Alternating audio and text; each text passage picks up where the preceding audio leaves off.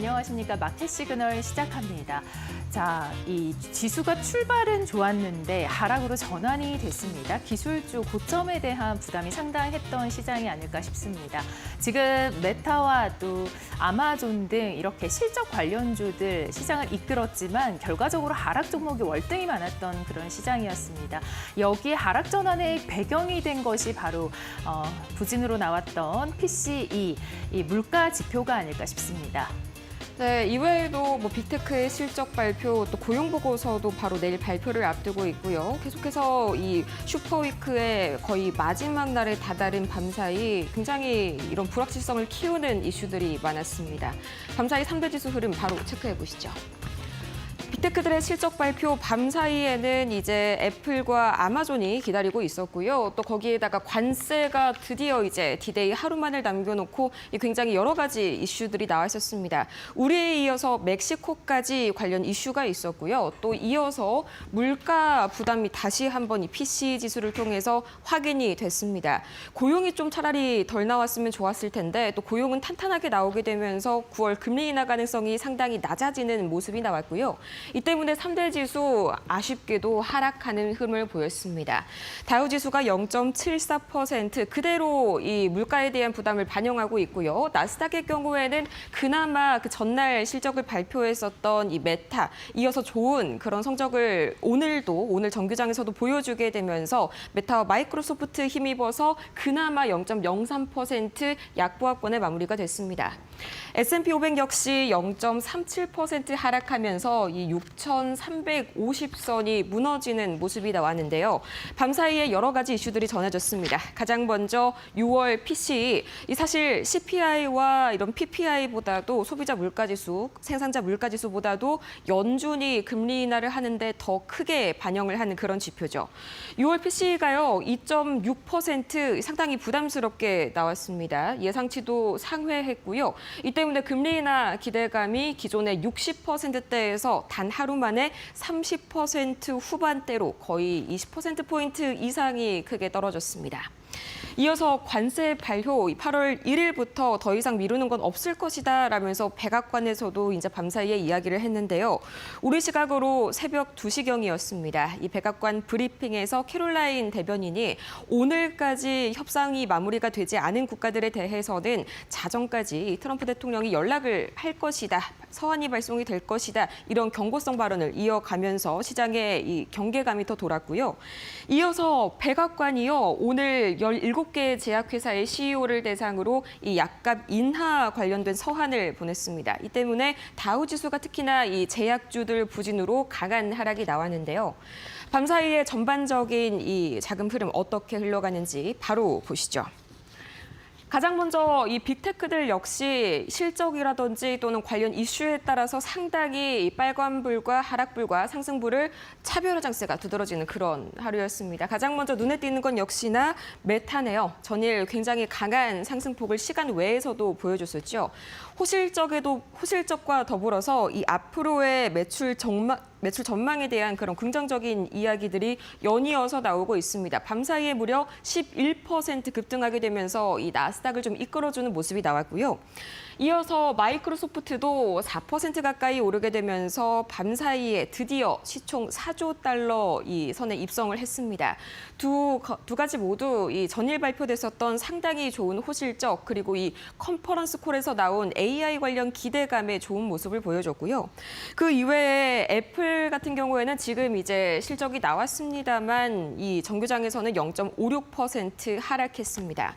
실적 발표를 앞두고 아무래도 관세 영향을 많이 받는 그런 종목이다 보니까 경계감이 좀 많이 확산이 되는 모습이었고요. 이어서 이 소송 관련해서도 이제 패소했다는 소식이 들려왔습니다. 이 때문에 약간 경계감에서 마무리를 지은 애플이었고요.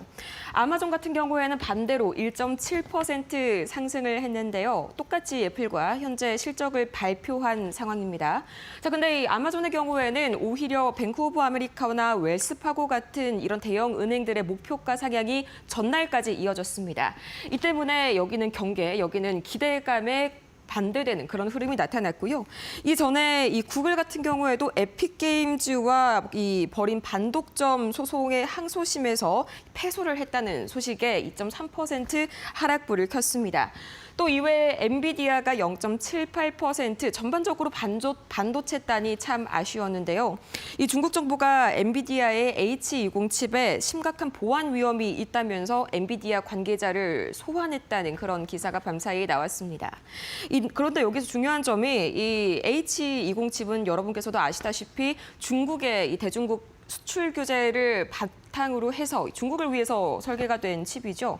그런 칩에 대해서 다시 한번 중국이 태클을 걸었다는 점이 밤사이에 경계감을 다시 한번 올리게 했고요. 또 이어서 이 마이크론 테크놀로지가 약 4%, 퀄컴이 7% 하락이 나왔습니다. 이건 어제 삼성전자와 좀 관련이 있는데요. 삼성전자의 실적 발표 내용 중에서 HBM3E의 이 공급이 수요를 앞지르고 있다. 이 때문에 가격이 하락할 것이고 수익성 악화가 예상이 된다라는 분석이 나오면서 반도체 전반 굉장히 아쉬운 흐름 나왔고요. 제약주는 방금 말씀드렸다시피 이날 트럼프 대통령이 일라일릴리 그리고 화이자, 아스트라제네카 이렇게 17개 글로벌 제약사들에게 약가 인하를 60일 이내로 인하하는 방안을 제출해라. 이렇게 경고성이 담긴 발언이 이어졌습니다. 이 때문에 굉장히 아쉬웠던 헬스케어. 자, 그렇다면 이어서 밤사이에 나왔었던 주요한 이 실적 이슈들 바로 만나보도록 하겠습니다. 가장 먼저 애플이 기다리고 있습니다. 이 매출과 주당 순이익 모두 시장 예상치를 가볍게 상회하는 모습이 나타났는데요. 지금 시간의 거래에서의 주가 흐름 바로 체크를 해보도록 하겠습니다.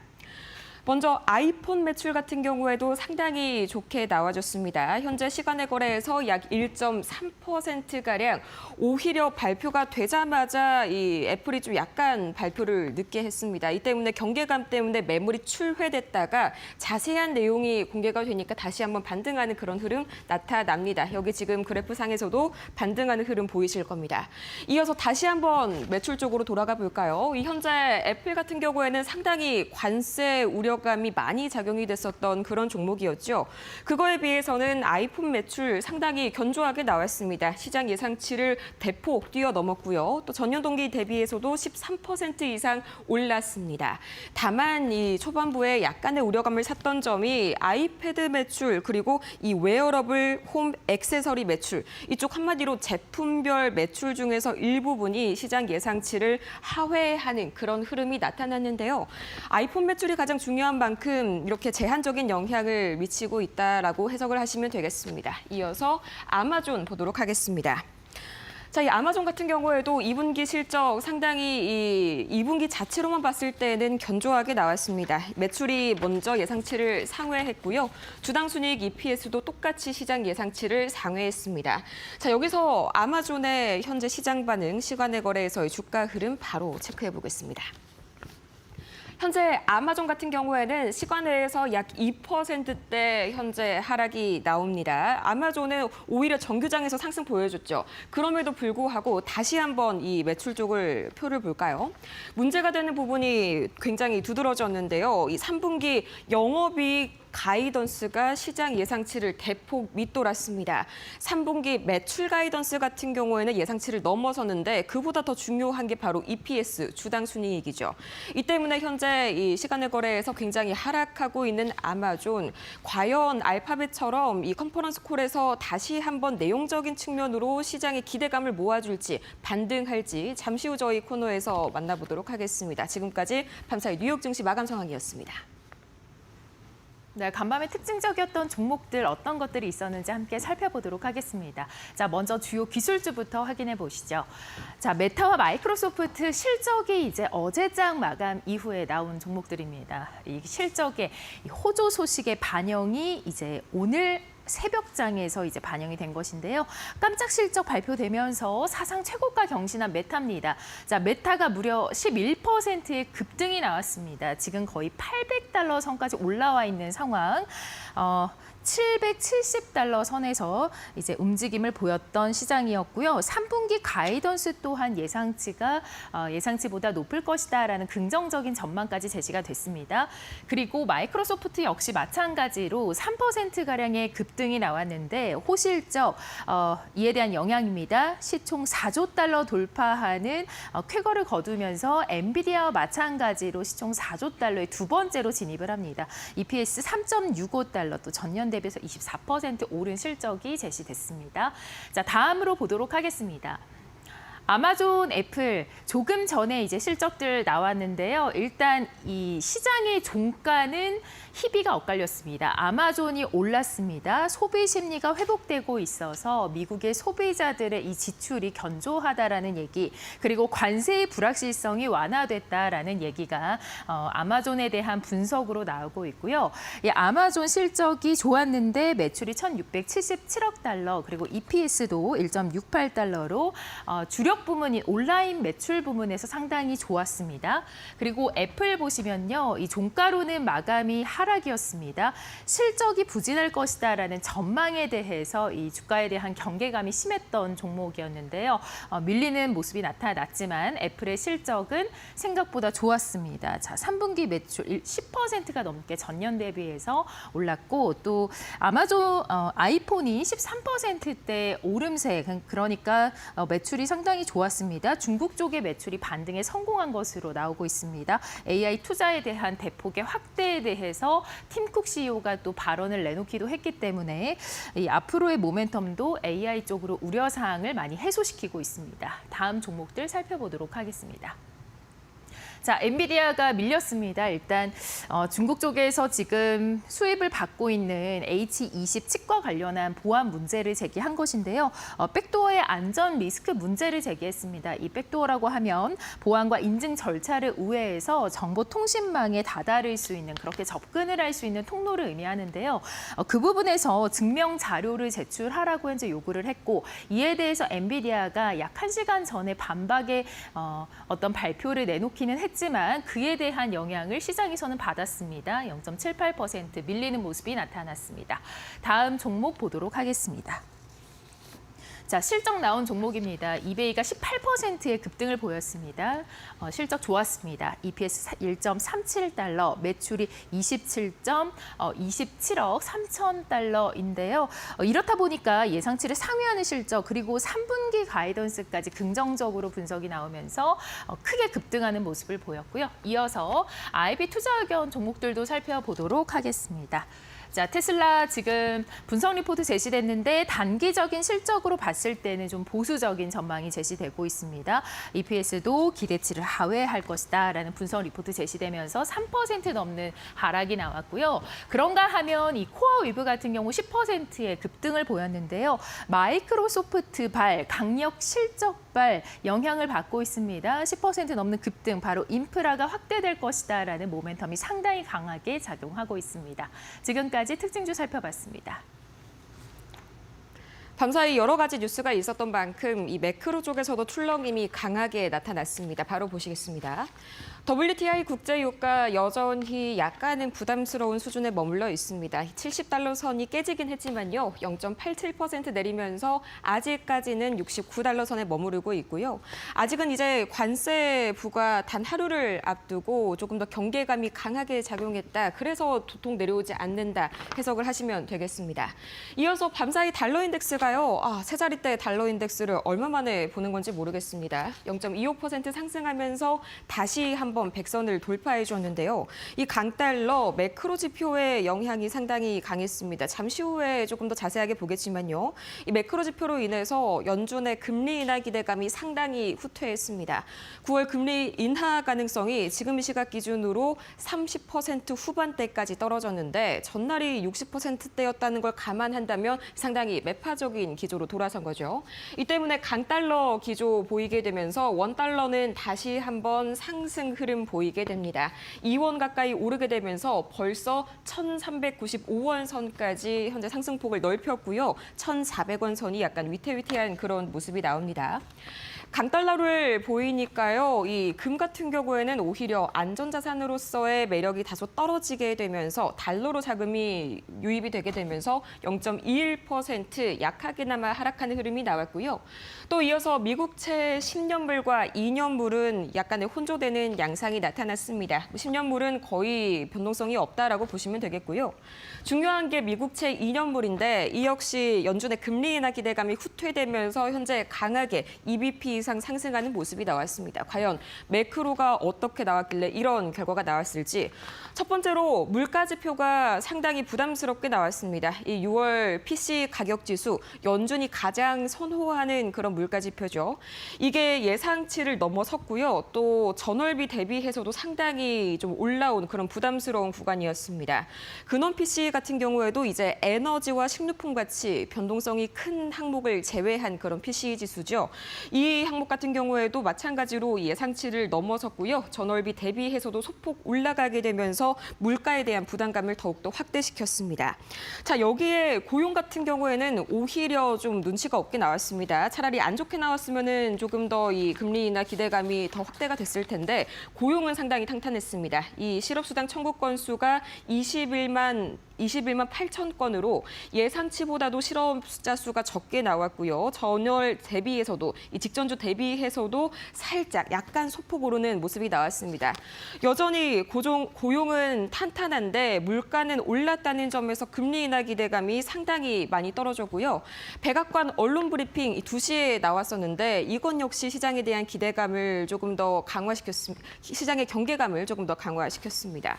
먼저 트럼프 대통령이 구체적인 관세 실행 계획을 담은 행정명령에 서명할 것이다. 이런 발언이 나왔고요. 우리 시각으로는 5시에 이제 예정이 되었었던 발언이라서 아마 이 행정명령 현재로서는 통과됐을 가능성이 높습니다.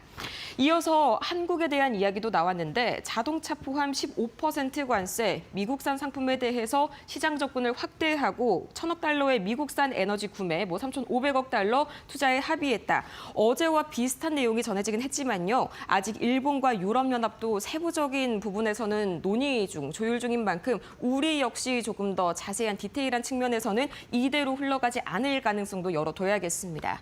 자, 이렇게 해서 밤사이의 매크로 지표들 살펴보고 왔습니다. 네, 이어서 이 전화 연결 통해서 좀 간밤 미증시 어땠는지 구체적으로 살펴보도록 하겠습니다. 자, 오늘 김상윤 이데일리 뉴욕 특파원과 함께합니다. 오셨을까요? 네, 김상윤 이데일리 뉴욕 특파원입니다. 네, 이 간밤 미증시를 보니까 기술주들이 너무 올랐지 않습니까? 그렇다 보니 이 고점 부담으로 일제히 약세권에서 마감이 됐습니다. 관세를 좀 들여다보자면 가장 먼저 이 한국이 포괄적 합의를 미국과 이제 마무리를 했는데 관세 리스크에서 우리나라는 이제 빠져나갔습니다. 예정된 부과 시한으로 정해졌던 8월 1일이 있는데 이 새로운 관세율 이제부터 부과가 됩니다. 아직까지 이 관세를 타결하지 못했던 국가들이 좀 많아서 불확실성이 없지는 않은데 이 부분 지금 관세 전망 어떻게 해석을 하고 계실까요? 네, 한국이 관세 유예 마감 하루 전인 가까스레 미국과 무역 합의를 마치면서 트럼프 레이더망에서 일단 빠져나갔습니다. 15% 관세율은 FTA 체결국으로서는 아쉽지만 최악은 피한 것이죠. 일본과 유럽연합과 동일한 관세율을 받은 만큼 최소한 미국 시장에서 동등하게 경쟁할 수 있는 기회는 잡았습니다.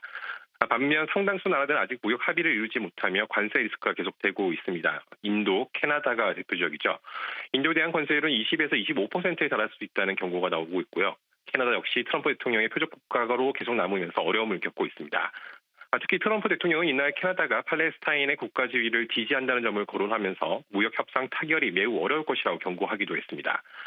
멕시코의 경우엔 트럼프 대통령이 일단 관세 인상을 90일 유예하기로 밝혔습니다. 멕시코가 국경 보안 협력에 미흡하다며 8월 1일부터 30%의 관세를 부과하겠다고 했는데 일단 셰인바움 대통령과 통화하면서 90일 동안 추가 협상에 나서기로 했습니다. 트럼프 대통령이 4월 2일 발표한 상호 관세율보다는 점차 상당수 낮아지고 있지만 관세 리스크가 8월 이후에도 계속될 수 있다는 경계감이 남아있는 상황이고요. 여기에 평균 관세율도 계속 상승하면서 인플레이션 부담도 커진 것도 사실입니다. 기술주 시적 호조에도 불구하고 오늘 새벽 뉴욕 증시가 약세로 들어선 것도 이런 관세 리스크가 계속 작용했다고 볼 수 있습니다. 네, 멕시코가 이제 추가적으로 유예를 하면서 관세 리스크는 아직까지 좀 남아 있는 상황이 된 것 같습니다. 또 기타 다른 나라들도 협상을 아직까지 하지 못한 것으로 알고 있습니다. 자, 그런가 하면은 이 미국의 증시를 반영하고 또 이끄는 지표들 가운데서 개인 소비 지출 지표 PCE 지표가 나왔는데 예상치를 상회했습니다. 그러한 이유로 이 파월 연준 의장이 9월 인하에 대해서 선을 그었습니다. 아무래도 이 연준에서 인하할 가능성이 더욱더 낮아졌겠죠. 네, 그렇습니다. 관세 협상이 어느 정도 타결됐던 만큼 시장과 기업들은 이제 관세 효과를 책정하기 나섰습니다. 일단 기업들은 그간 관세 비용을 소비자에게 전가할지 아니면 마진을 줄이는 식으로 흡수할지 이런 고민을 해왔죠. 하지만 이제 서서히 가격에 전가할 가능성이 커지고 있습니다. 이는 인플레이션 재발로 이어질 수밖에 없는 상황이죠. 이 조짐은 오늘 발표된 PCE 물가 지수에서 나타났습니다. 연준이 선호하는 6월 근원 PCE 물가 지수는 전월보다 0.3% 올랐고요. 전년 동기 대비로는 2.8%나 올랐습니다. 올 들어 가장 빠른 속도입니다. 물가가 오름세를 보이면서 소비 위축도 서서히 드러나고 있죠. 자동차 등 내구재 지출은 3개월 연속 간성하며 2021년 이후 가장 긴 하락세를 기록했습니다. 소비 둔화와 관세로 인한 상품 가격 상승은 연준의 통화정책 판단을 더 어렵게 만들 수 있습니다.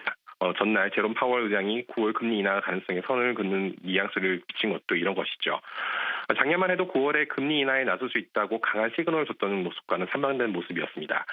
연준 내 2명의 인사가 동결의 반대표를 던지긴 했지만 대다수 인사들은 금리 인하에 보수적인 스탠스입니다. 모건 스탠리는 아예 올해 금리 인하가 없을 것이라는 전망까지 내놨고요. 앞으로 2달간 물가가 얼마나 튈지에 따라 증시 흐름도 달라질 것으로 예상됩니다. 네, 앞으로 2달간의 이 물가 지표 결과를 좀 지켜봐야 할 것 같습니다. 자, 그런가 하면은 이 미국의 M7 그 가운데서도 메타와 마이크로소프트가 어제장 마감 이후에 호실적이 나오지 않았습니까? 그 부분이 오늘 시장에서 반영이 되면서 크게 급등하는 모습을 보였는데 아마존과 애플의 실적 어떠했을까요? 네, 전반적으로 기업 실적은 썩 좋지 않지만 인공지능 관련 기업들은 호실적을 계속 이어가고 있습니다. 마이크로소프트는 자사의 클라우드 서비스 애절 연간 매출이 750억 달러를 돌파했다고 밝혔고 메타는 시장 전망치를 웃도는 3분기 매출 가이던스를 제시한 게 호재였습니다. 오늘 각각 4%, 11%가량 뛴 배경입니다. 마이크로소프트는 이날 실적 계획을 장중한 때 시가총액 4조 달러를 넘어서기도 했지만 상승폭을 반납하면서 종가 기준 4조 달러 돌파는 미뤄졌습니다. 그리고 장마감 이후 애플과 아마존 실적이 나왔습니다. 애플은 월가 예상치를 뛰어넘는 실적을 내놨죠. 아이폰 매출이 약 13% 증가하면서 2021년 이후로 가장 큰 폭의 성장세를 보였습니다. 장마감 이후 2% 아래 주가가 뛰고 있고요. 반면 아마존은 예상보다 호실적을 기록했지만 매출 전망치가 예상보다 약하면서 주가가 3%가량 빠지고 있습니다. 현재 시장은 강한 랠리 이후 전반적으로 주춤하는 분위기입니다. 다만 AI 관련 탈당한 실적을 보인 기업들은 랠리 흐름을 이어가고 있습니다. 종목별로 흐름이 엇갈리고 있는 만큼 보다 세밀하게 기업들을 분석하고 투자 전략을 짜야 할 시점으로 보입니다. 네, 이 호실적으로 인해서 영향을 받는 종목들이 상당히 많고 또 실적뿐만이 아니라 앞으로에 대한 AI라던가 이러한 모멘텀으로 또 시장에서 움직이는 종목들이 많기 때문에 계속해서 움직임 포착을 해보셔야 될 것 같습니다. 그렇다면 이슈로 움직이는 종목들은 어떤 게 있을지 주요 이슈들 잠시 후에 머스트노5에서 살펴보도록 하고요. 자, 오늘은 이데일리 김상윤 뉴욕 특파원과 함께했습니다. 고맙습니다. 네, 감사합니다. 네, 자, 현장 연결 지금까지 알아봤습니다. 머스트노5 함께 하시죠.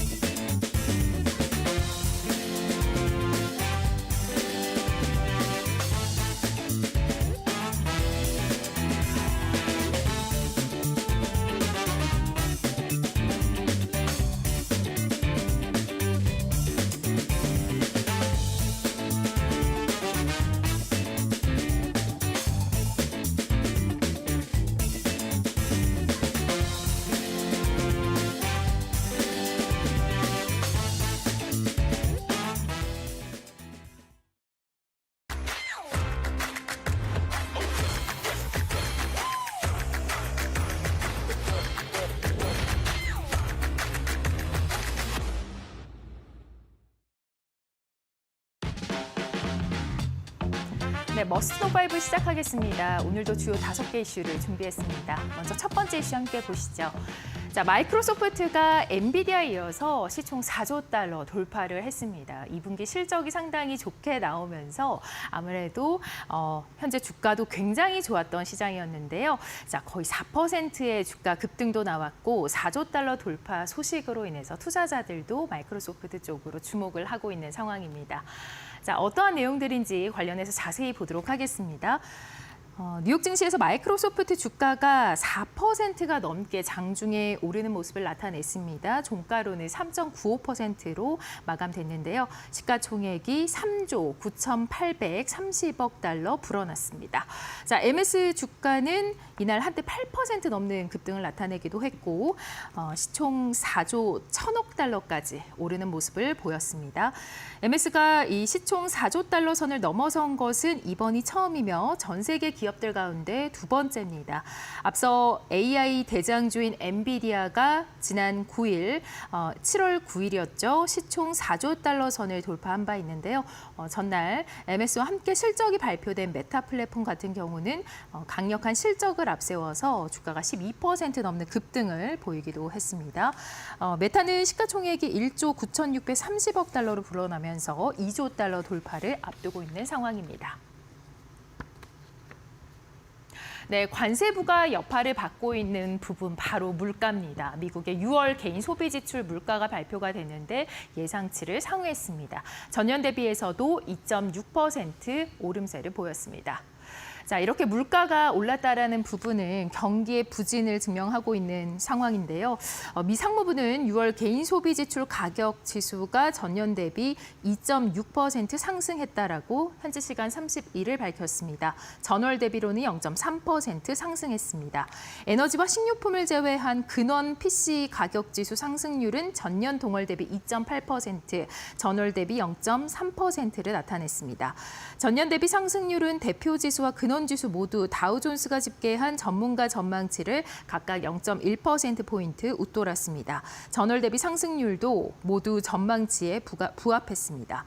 PC 가격 지수는 미국 거주자들이 상품과 서비스를 구매할 때 지불하는 가격을 측정하는 물가 지표로 연준은 2% 물가 상승률이라는 통화 정책 목표 달성 여부를 판단할 때 상대적으로 더 널리 알려진 소비자 물가 지수 대신 PC 가격 지수를 기준으로 삼습니다. 경제 전문가들은 트럼프 행정부의 관세 정책이 인플레이션을 유발할 것이라고 그동안 우려해 왔습니다. 앞서 지난 15일에 발표된 미국의 6월 CPI도 전년 동기 대비로 2.7% 오르면서 2월 이후에 가장 높은 상승률을 기록한 바 있습니다. 명목 개인 소비 지출도 전월 대비 0.3% 늘었고 증가로 돌아섰습니다. 명목 개인 소득도 5월 감소해서 6월 들어 증가로 돌아선 것으로 파악됩니다. 네, 다음 이슈 보도록 하겠습니다. 자, 엔비디아 소식인데요. 중국에서 엔비디아의 H20 칩에 관해서 보안에 대한 우려를 제기했습니다.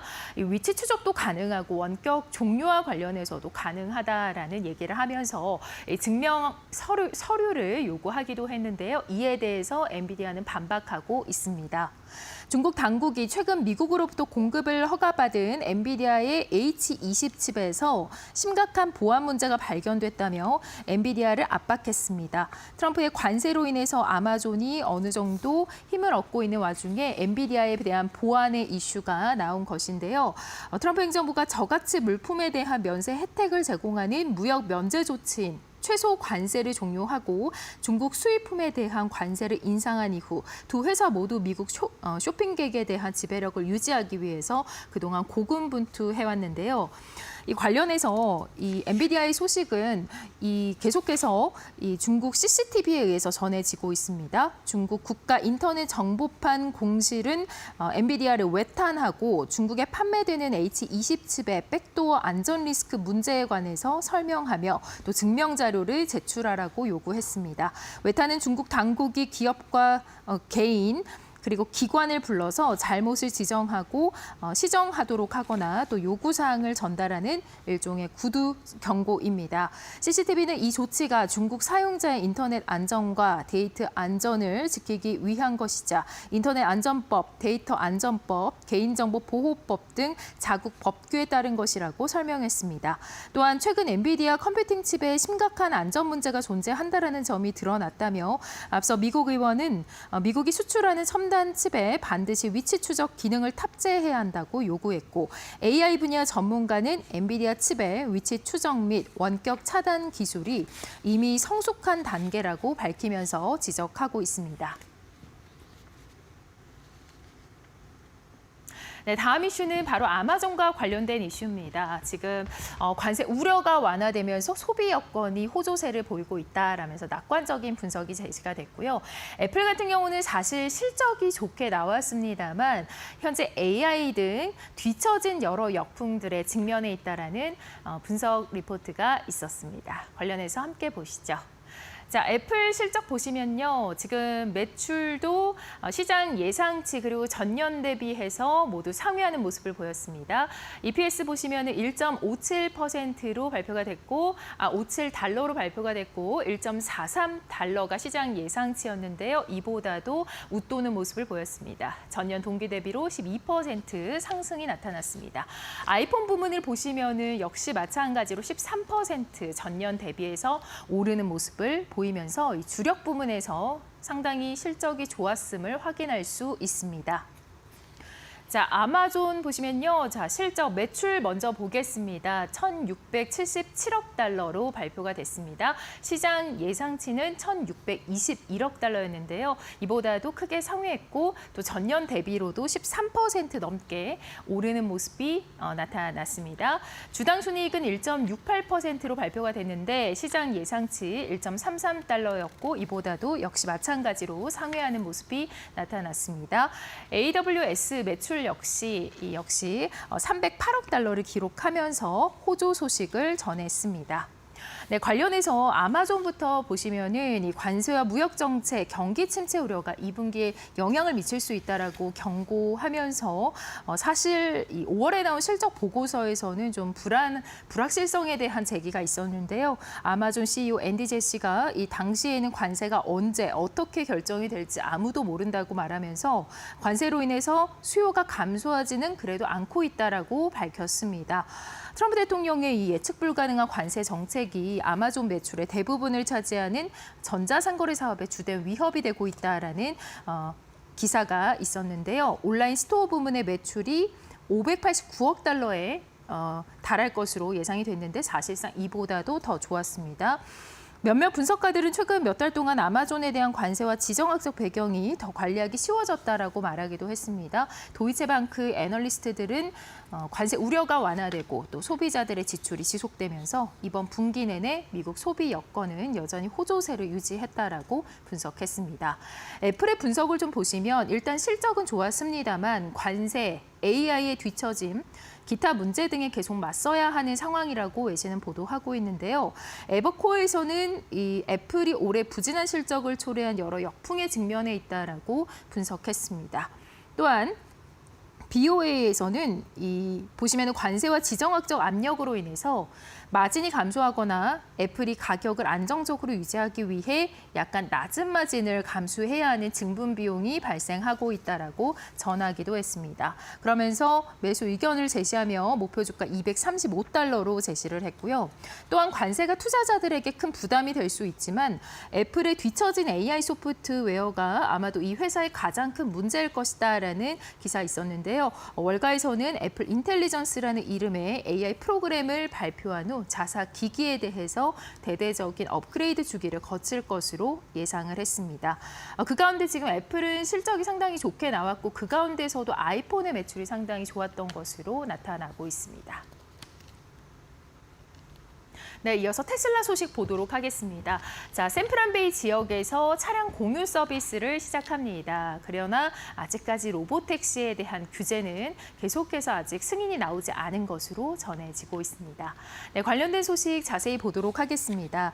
테슬라 이 목요일 이 소셜 플랫폼 X에 올린 게시물을 통해서 이 샌프란시스코 베이 지역에서 차량 호출 서비스를 공식적으로 출시한다라고 발표를 했는데요. 머스크는 자신의 페이지에 이 소식을 다시 게시했습니다. 테슬라 CEO는 오스틴뿐만이 아니라 샌프란시스코 베이 지역에서도 테슬라 차량을 호출할 수 있다라고 밝혔습니다. 이 같은 소식에도 테슬라와 머스크는 차량 공유 서비스가 이 자율주행 로보택시를 운영할지에 대해서는 언급하지 않았습니다. 로이터 통신에 따르면 캘리포니아주는 테슬라의 로보택시 서비스 제공을 허용하지 않았고 캘리포니아의 규제로 인해서 당장은 자율주행 차량을 운행할 수 없는 상황이라고 전했습니다. 이 가운데 일론 머스크는 미국에 더 많은 로보택시를 도입하겠다라고 약속을 했는데요.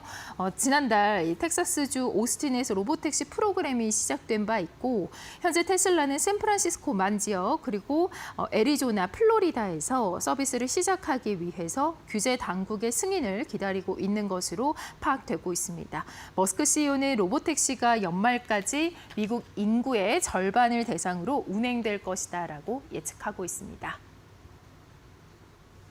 네, 지금까지 머스너바이브 살펴봤습니다.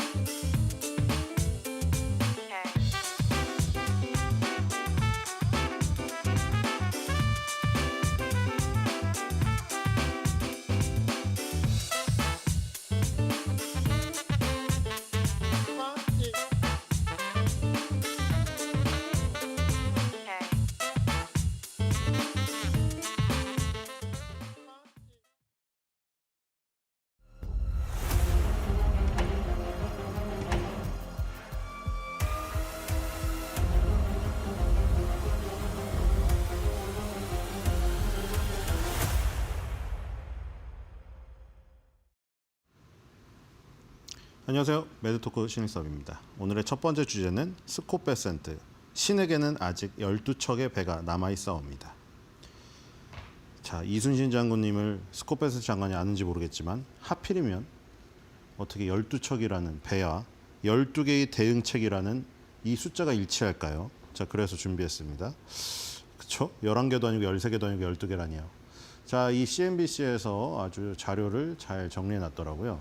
자, 지금 사실 많은 국가가 나오진 않았네요. 그쵸? 8월 1일까지 뭐 수많은 국가가 문 앞에서 문 두들기면서 제발 협상해달라고 기다린다고 막 얘기했잖아요. 러트니 상무장관도 스코페센트 재무장관도. 그쵸? 근데 뭐 체결이 된 나라는 10개가 안 됐습니다. 그쵸? 지금 중국 같은 경우에 이제 덩어리가 크고 굉장히 기술적인 복잡한 문제가 있다고 얘기를 하면서 향후 협상을 더 해야지 뭐 완료가 된다고 했고 이미 거기는 8월 1일이 아니라 8월 12일이기 때문에 아직도 여유가 있습니다. 그 사이에 네 번째 협상이 아마 이루어질 것 같고요. 이제 여기 약간 미국하고 좀 우호적인 관계가 있는 곳부터 지금 된 것 같아요. 그렇죠? 중국은 땅 덩어리가 크기도 하고 미국하고 이제 우호적인 관계가 아니기 때문에 복잡한 문제가 있죠. 그리고 러시아 같은 경우에는 원래 애초부터 4월 달에 그 보드판에 러시아 자체가 없었습니다. 그렇죠? 러시아 우크라이나 전쟁을 조금 완화시켜 보려고 트럼프가 조금 미뤘던 것 같아요. 이제서야 러시아 우크라이나 전쟁을 그만두는 것을 조건으로 하여 뭐 관세를 뭐 어떻게 조정해주겠다 뭐 이런 식으로 나오고 있죠. 그렇기 때문에 중국, 러시아는 아직 멀은 것 같고요. 이때 일단 영국, EU에서 떨어져 나온 영국이 10%로 먼저 가져갔고, 그렇죠? 가장 낮았습니다. 결국 그 영국하고는 결국 우호적인 관계고 뿌리가 같기 때문에 결국 가장 먼저 일어나고 항상 협력 관계죠. 롤스로이스라던가 아스트라제네카 같은 세계적인 영국의 회사들조차도 미국에 이미 많은 투자를 하고 있었고요. 그다음에 EU가 이제 문제였죠. EU가 굉장히 지금 어떻게 보면은 나토를 쥐고 흔들지 않았으면은 EU가 저렇게 굴복을 했을까 싶습니다. 그렇죠? 나토 회의에 참석한 게 저는 결정적이었다고 생각이 돼요. 나토 회의에 참석을 하여 미국에 돈이 없으면 나토도 한낱 그냥 종이 서류에 불과한 걸 딱 보여줬죠. 미국이 돈 안 내고 빠져버리면 그거 나토 돈 누가 냅니까? 스페인은 아예 못하겠다고 그냥 뛰쳐나가 버렸잖아요. 트럼프한테 욕먹으면서도. 그렇죠? GDP의 5%를 부담할 능력이 없습니다. 스페인은 남유럽의 돼지라고 불리면서 스페인, 그리스, 그때 포르투갈까지 거의 뭐 망하기 직전까지 갔었잖아요. 그래서 뭐 나라에 돈이 없고요. 어쨌든 EU가 지금 15%로 통과를 하면서 큰 어떤 거목이 쓰러졌죠. 그리고 나서 이제 일본이 15%가 나오고 이제 한국도 15%를 일단 맞췄습니다. 그러니까 이렇게 보면은 결국 일본과 EU와 어떤 동등성상에 섰다는 것은 일단 상징적으로, 물론 세부적인 내용을 아주 그 자세히 면밀히 들여봐서 지금 비교를 해야 봐야겠지만 그냥 드러난 숫자로는 일단 15%로 EU랑 일본이랑 맞췄다는 거에 의의가 있는 것 같아요. 우리나라는. 그다음에 오히려 이 동남아시아 국가들은 더 높았습니다. 인도네시아, 필리핀, 베트남 같은 경우에는 19에서 20%를 받았거든요. 이것도 뭐 원래 한 34% 부르다가 반을 깎아준다는 식으로 해서 깎아준 건데, 저기 같은 경우에는 이제 미국 농산물을 굉장히 많이 팔아먹기 위한 뭐 그런 것이 아니었을까. 왜냐하면 저런 필리핀이나 이런 데서 바나나 수입이 많이 나오잖아요. 저번에 그 의회에서도 한번 그 일이 있었잖아요. 어떤 의원이, 민주당 의원이 바나나 들고 나와가지고 나 바나나 좋아하고 미국인들도 바나나 좋아하는데 이 바나나에 관세 붙으면 이거 미국 사람들 싼 그 과일 못 먹는 거 아니냐 했더니 관세 협상 과정에서 그건 해결하겠다고 했는데 바로 이런 나라들, 더운 나라들에서 나오는 열대 과일들에 관세 부과하고 미국산 과일은 걷다가 뭐 그냥 침투시키려고 했었나 봐요. 어쨌든 간에 지금 베트남이 20% 받았고요. 이 한국은 15% 됐습니다. 뭐 물론 저 과정에서 엄청난 출혈이 있었죠. 펀드를 조성하는데 아시다시피 일본도 5,500억 달러, 우리나라도 3,500억 달러인데 거기에서 나오는 그 씨앗을 뿌려서 나오는 열매의 90%는 누구한테 간다고 했습니까? 미국 납세자의 호주머니로 들어간다고 했잖아요. 그러니까 우리나라도 그렇고 일본도 그렇고 그 펀드, 투자 펀드에서 엄청난 수익이 나도 90%가 다 미국인들한테 갑니다. 그렇죠? 10%만 우리나라 호주머니로 오기 때문에 아주 불리한 상황이죠. 자, 어쨌든 스콧 베센트 재무장관이 또 나왔죠. 자, 지금 이제 러트닝 상무장관 같은 경우에는 이 우리나라와의 어떤 협상, 그렇죠? 거기 그 과정에서 어떤 저기 역할을 했고요. 매개체 역할을 했고, 스콧 베센트 재무장관 같은 경우에는 스톡홀름에서 이제 중국과의 어떤 협상, 저기 키를 쥐고 있었죠. 자, 스콧 베센트 재무장관, 러트닝 상무장관 이렇게 어떤 투톱으로 이런 관세 협상 과정에서 굉장히 키 역할들을 하고 있죠. 자, 이분들 두 분이 굉장히 중요합니다. 물론 무역부 대표도 있지만 이 두 분이 굉장히 가장 고위급이고 가장 중요하죠. 그래서 이분들이 하는 말 한마디 한마디가 상당히 중요합니다. 자, 그리고 이제 우리나라에 대한 얘기를 하죠. 우리나라가 이제 특별한 과정이었다. 아마 저것 때문에 좀 늦춰진 것 같긴 해요. 이게 아니었으면은 우리나라가 먼저 될 수도 있었다는 생각이 듭니다. 이 얘기를 듣고 나니까. 일본이 계속 미뤄졌잖아요. 그러면서 버릇이 없어가지고 버르장머리를 고쳐놔야 되는데 이 얘기 들으면서 계속 끌다가 이제 거의 며칠 앞두고 했는데, 우리나라는 이제 아마 이것 때문에 이게 이제 밝혀지고 나니까 스콧 베센트 재무장관이 뭐 그때 자신이 이메일도 안 보내고 무슨 부하가 이메일 보낸 거 가지고 어떻게 이메일 한 통에 그렇게 우리나라랑 협상을 지연시키고, 너무 다급한 나머지 스코틀랜드까지 그 골프 치러 간 트럼프를 보러 가지 않았느냐. 그 러트닝 상무장관이 다 갖고 오라 막 이런 얘기하고. 근데 뭐 알고 보니까 원래 하려는 마음이 있었던 것 같아요. 단지 우리가 장미 대선을 치르는 특수한 상황이었잖아요. 그렇기 때문에 특별한 사례였기 때문에 그 협상할 대상 자체가 없었어요.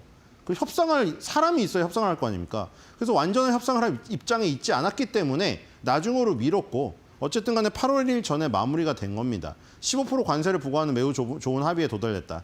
뭐 미국 입장에서는 지금 다 좋죠.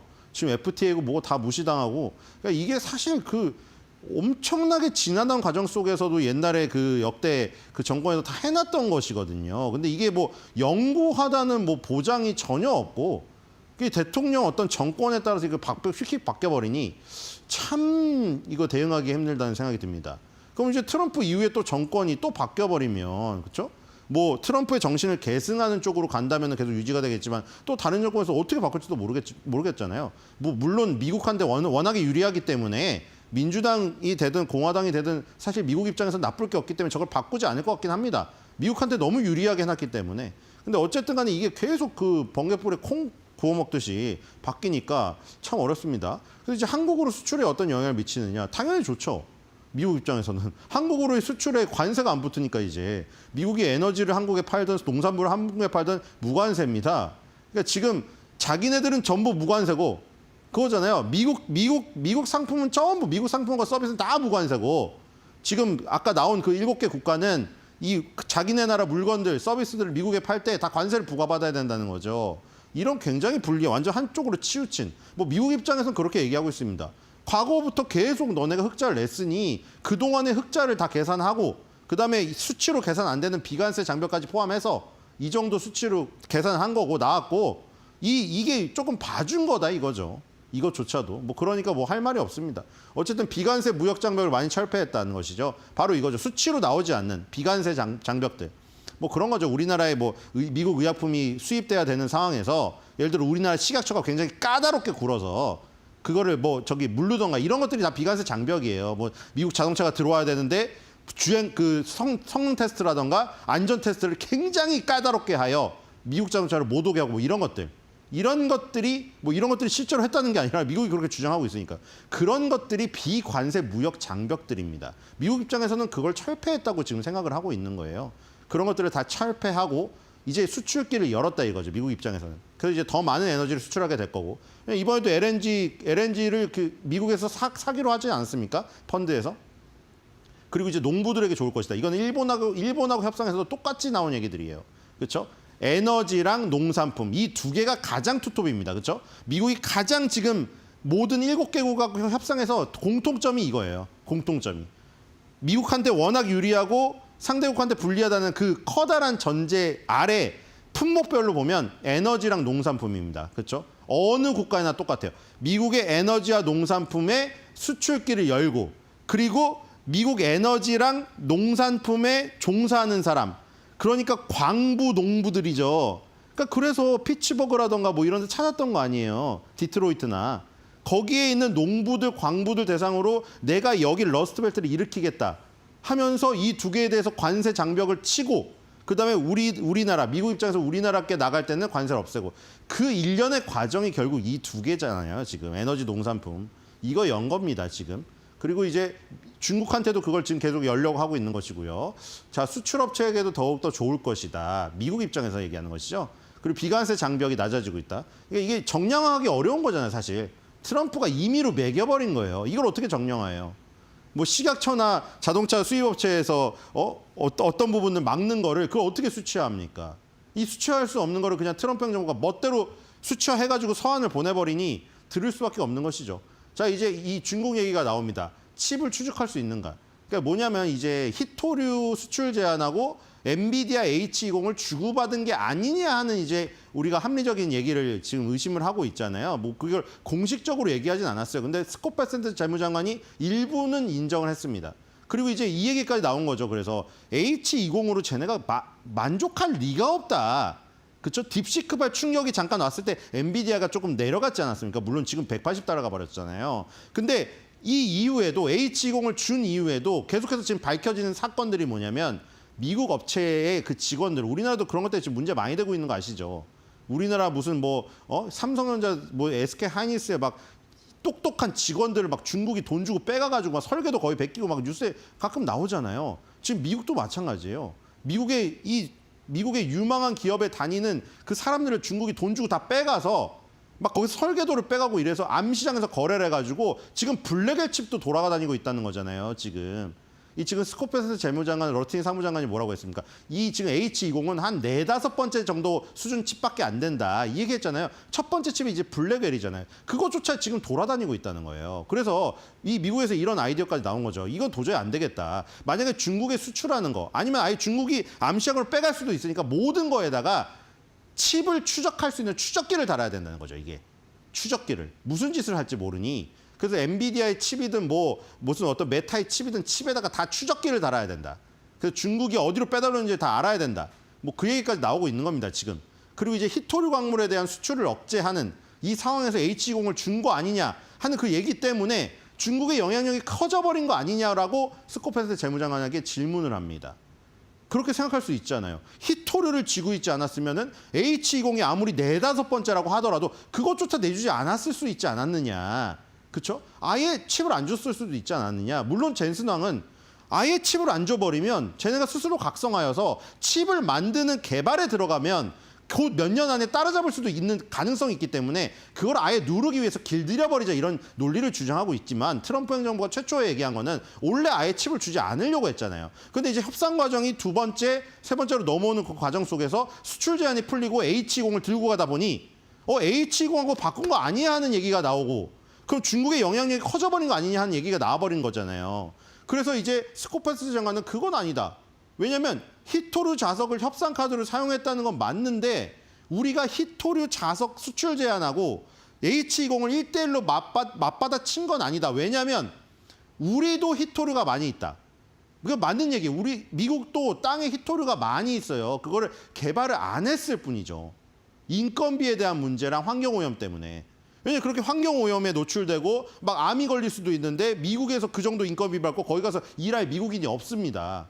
중국은 그걸 개발하고 있는 것이고 이제 그래서 MP 머티리얼즈라는 자체 회사를 키우려고 미국 국방부가 자체 계약도 맺어버린 것이죠.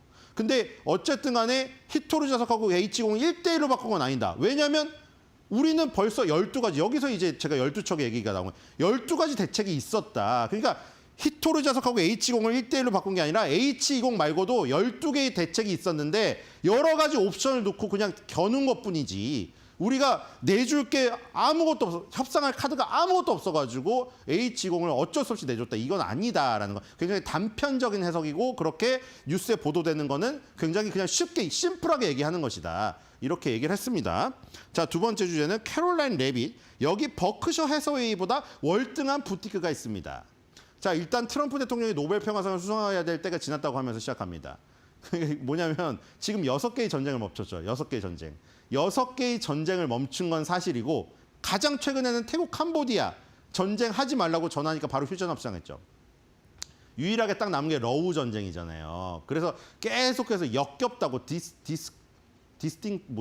역겹다고 하고 있어요. 계속 역겨운 전쟁이라고. 그러면서 이제 트럼프가 러시아한테 꺼내지 않던 이 관세 카드만 꺼냈잖아요. 그렇죠? 10일 이내에 어떤 특별한 상황이 발생되지 않으면 자제되는 상황이 발생되지 않으면 러시아산 원유를 수입하는 나라에까지 100% 관세를 부과한다고 했잖아요. 그러니까 그거를 빨리 끝내고 싶은 이유가 러시아 우크라이나 전쟁만 막으면 노벨 평화상 확정이라고 지금 판단하고 있어요. 근데 캐롤라인 레빗 대변인이 이렇게 또 얘기해버렸거든요. 노벨 평화상을 수상해야 될 때가 이미 지나버렸다. 이미 타도 3-4개 탔어야 된다. 트럼프가 자기가 그렇게 얘기해요. 트럼프는 자기가 3-4개 탔어야 된다고 얘기했고 캐롤라인 레빗 대변인은 수상할 시기가 지났다고 얘기했어요. 어차피 똑같은 얘기죠. 그러니까 노벨 평화상 안 주면 또 무슨 목리 부릴지 모르겠어요. 저렇게 선언을 해버리잖아. 그냥 노벨 평화상 난 받아야 된다고 얘기를 해버리니 참 이것도 FIB도 그렇고 노벨 그 수상위원회도 그렇고 사실은 굉장히 독립성이 보장되어야 되는 단체잖아요. 근데 지금 이게 트럼프는 완전히 다 흔들어버리고 있습니다. 자기가 제왕입니다. 자, 어쨌든 트럼프 대통령의 관세가 인플레이션을 급증시키고 있다. 이런 전문가, 소위 전문가들의 얘기가 지금 다 틀리고 있다는 거죠. 관세로 인해 인플레이션이 일어난 거는 1도 없었다. 시장 예상치보다도 낮았고 연준이 최대 고용과 물가 안정이 2마리 토끼 잡는 게 목표라고 했잖아요. 최대 고용은 최대 고용에 도달됐다고 파월도 계속 얘기하고 있잖아요. 고용 쪽은 최대 고용에 도달될 정도로 수치가 도달됐다. 다만 나는 인플레이션 우려 때문에 금리 인하를 지금 늦추고 있을 뿐이다. 계속 그 얘기하고 있잖아요. 그러니까 최대 고용에 대해서는 일치하잖아요. 트럼프 행정부랑. 그럼 여기서 지금 이견이 있는 거 아닙니까? 인플레이션이 있다가 파월이고 인플레이션이 없다가 트럼프 행정부입니다.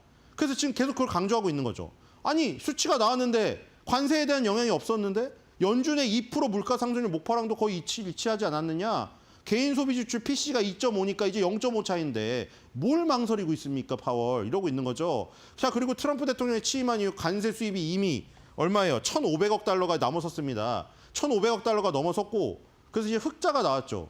몇십 년 만에 흑자가 나왔습니다. 그다음에 내일부터 8월 1일부터 이제 우리나라가 마지막으로 협상을 했는데 협상을 못 이룬 나라들은 이제 트럼프가 서한 보낸 대로 8월 1일부터 발효가 됩니다. 그럼 이제 관세 수입은 더욱더 급증할 거라는 거죠. 그러니까 우리는 돈을 이렇게 벌고 있는데 대신에 인플레이션은 없다는 것이죠. 그러니까 파월이 계속 말하는 게 지금 틀렸다고 주장하는 겁니다. 최대 고용과 물가 안정을 잡기 위해서 하는 거는 연준의 임무니까 맨날 말하는 건데 최대 고용 잡았고 물가 안정은 잡혔는데 너만 안 잡혔다고 지금 판단을 잘못하고 있다. 계속 그러고 있는 것이고 트럼프가 얘기한 이 부분 또 나왔습니다. 의회의 주식거래 금지 법안 이 얘기가 나오고 있는데 지금 물론 공화당 의원도 마찬가지예요. 공화당이 그때 어떤 의원이었죠? 흑인 여성 의원인데 트럼프 대통령이 그 4월 달에 주식 사라고 했을 때 엄청나게 주식 사서 엄청난 이득을 얻었어요. 이건 사실 어떤 의원이든 마찬가지긴 한데 트럼프 입장에서는 가장 싫어하는 사람을 쳐야겠죠. 주식 거래를 금지한다는 아이디어가 나온 거는 누구 때문이냐고 했을 때 특정 인물 한 명을 딱 꼬집습니다. 낸시 펠로시죠. 물론 계속 얘기 드린 대로 낸시 펠로시와 트럼프 사이에는 그동안의 서사가 있습니다. 그렇죠? 켜켜이 쌓아온 서사가 있어요. 그렇기 때문에 적대적인 관계인 건 분명하기 때문에 사실 이 인물을 꼬집어서 굳이 이 법안을 통과시킬 어떤 명분도 있어요. 이 사람이 너무 싫으니까. 그런데 아까 말했듯이 공화당 의원들도 이 주식 투자로 이익을 받는 사람이 많기 때문에 그 법안이 통과되면 공화당 의원들도 제재를 받습니다.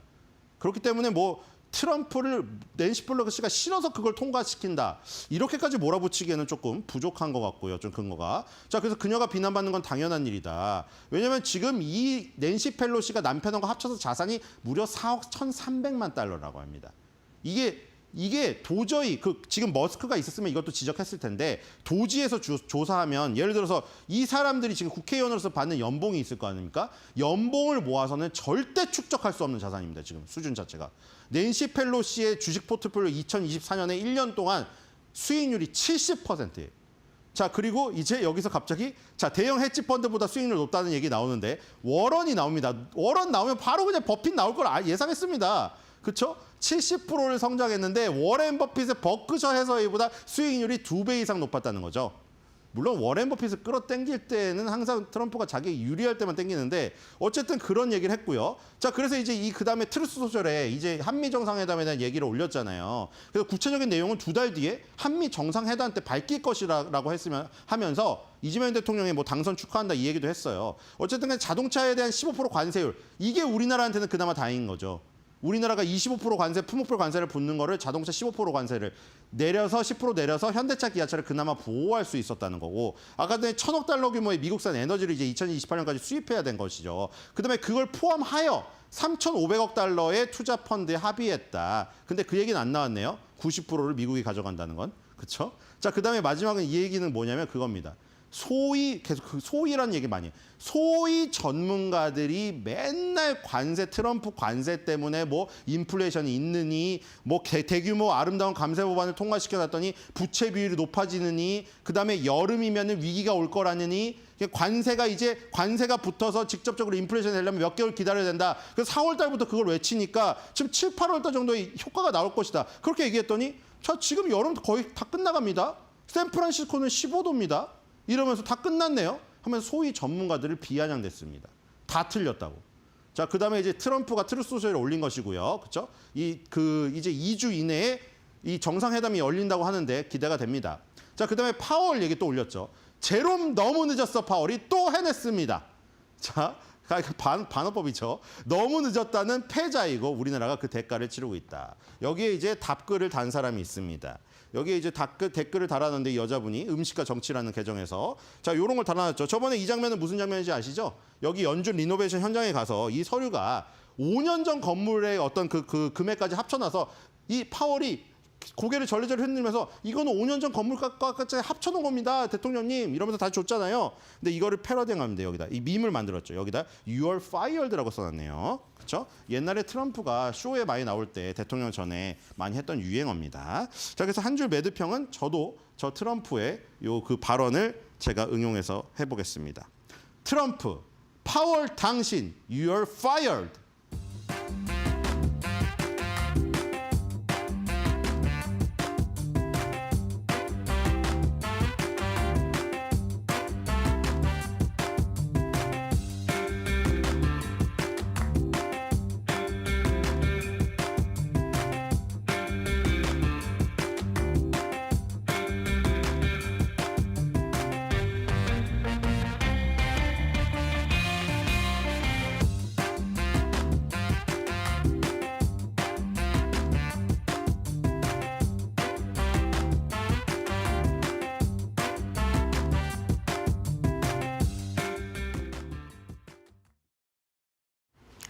밤사이에 이 장 마감 이후 매출과 아마존이 실적을 발표를 했는데요. 이 시장의 예상치와는 정반대의 흐름이 나타났습니다. 애플은 굉장히 시간외에서 강한 흐름을 보여줬고요. 반대로 아마존의 경우에는 최대 7% 이상까지 이 애프터마켓에서 주가가 하락하는 흐름이 나왔습니다. 과연 어떤 이슈들이 있었는지 이 컨퍼런스 콜 내용까지 함께 살펴보시죠. 먼저 애플입니다. 자, 제가 가져온 바로 왼쪽에 있는 그래프가요. 아이폰 매출이 발표된 직후에 애플 주가가 어떻게 반응했는지를 나타내는 그래프인데 보시자면 자, 이쯤에서 이 아이폰 관련 매출이 발표가 됐습니다. 그러니까 바로 애플의 주가가 상승하는 그런 흐름들이 나타났습니다. 물론 애프터마켓이고요. 아이폰 매출 같은 경우에는 이 애플 매출의 절반 이상을 차지를 하는 만큼 굉장히 이 중요한 그런 매출 주요 품목이라고 할 수가 있겠는데요. 이 관세 우려에도 불구하고 상당히 견조하게 나왔습니다. 우선 이 아이폰 매출 서프라이즈에 대해서 팀 쿡 CEO가 이런 식으로 이제 설명을 했는데요. 아이폰 16의 인기가 워낙 강하다 보니까 이 전년 비슷한 시기에 나왔었던 아이폰 15에 비해서 훨씬 강한 매출을 기록을 할 수 있었다라고 이야기를 했고요. 또 솔직하게 굉장히 얘기를 했습니다. 그게 뭐였냐면요. 이 관세로 인해서 수요 앞당김, 쉽게 얘기해서 약간 사재기와 비슷한 그런 의미라고 볼 수가 있겠죠. 이 수요 앞당김 효과를 무시하지는 못한다. 성장률의 1%포인트 정도는 현재 기여를 하고 있는 상황이다라고 이야기를 했습니다. 자, 중요한 건요. 2분기 매출이 지금 현재 애플의 경우에는 전년비 10% 증가를 했습니다. 그러니까 이 일시적인 관세 영향을 제외를 한다면 실제적으로는 9% 정도 증가한 것으로 보인다라고 이야기를 한 것이죠. 이어서 아이폰과 맥 그리고 서비스 부문의 매출 역시 모두 두 자릿대 상승률을 보였을 뿐만 아니라 모든 지역에서 매출 성장을 보였다라고 밝혔습니다. 또 이어서 추가적으로 이제 컨퍼런스 콜에서도 굉장히 중요한 이야기들이 나왔는데요. 첫 번째로 이사회가 주당 0.26달러의 배당금 지급을 결의를 했습니다. 이걸 배당 수익률로 계산을 해보자면 약 0.5% 수준인데요. 물론 뭐 S&P 500 평균이 1.2%라는 점을 감안을 한다면 낮은 편이 아닌가 생각을 하실 수도 있겠지만 원체 기술주와 성장주는 배당이 낮거나 거의 실시 배당을 하지 않습니다. 실제로 현재 구글과 메타의 경우에는 배당이 없거나 굉장히 미미하다는 점을 생각을 해보자면 상당히 배당도 견조하게 주구나 이렇게 예측을 해볼 수가 있겠고요. 또 이어서 중국의 아이폰 업그레이드 사용자 수 그리고 설치 기반이 사상 최고치를 기록을 했다. 이 중국 수요에 대해서도 굉장히 부진한 이야기들이 나왔는데 이걸 정면으로 반박하는 이야기가 나왔습니다. 이번 분기 중화권에서만 4%의 성장을 기록했고요. 또 향후 4년간 미국에 500억 달러를 투자를 하겠다. 여기에 대해서 다른 말로 하자면 관세에 대해서 우리가 굉장히 철저하게 대응을 하고 있다라는 의미가 되겠죠. 이렇게 해서 상당 부분 시장이 이 애플에 대해서 가지고 있던 우려감들을 컨퍼런스 콜에서도 많이 해소를 하는 모습이 나오게 되면서 시간의 거래에서 애플은 현재 굉장히 강한 모습 보여주고 있는데요. 아마존이 문제입니다. 아마존 바로 보시죠.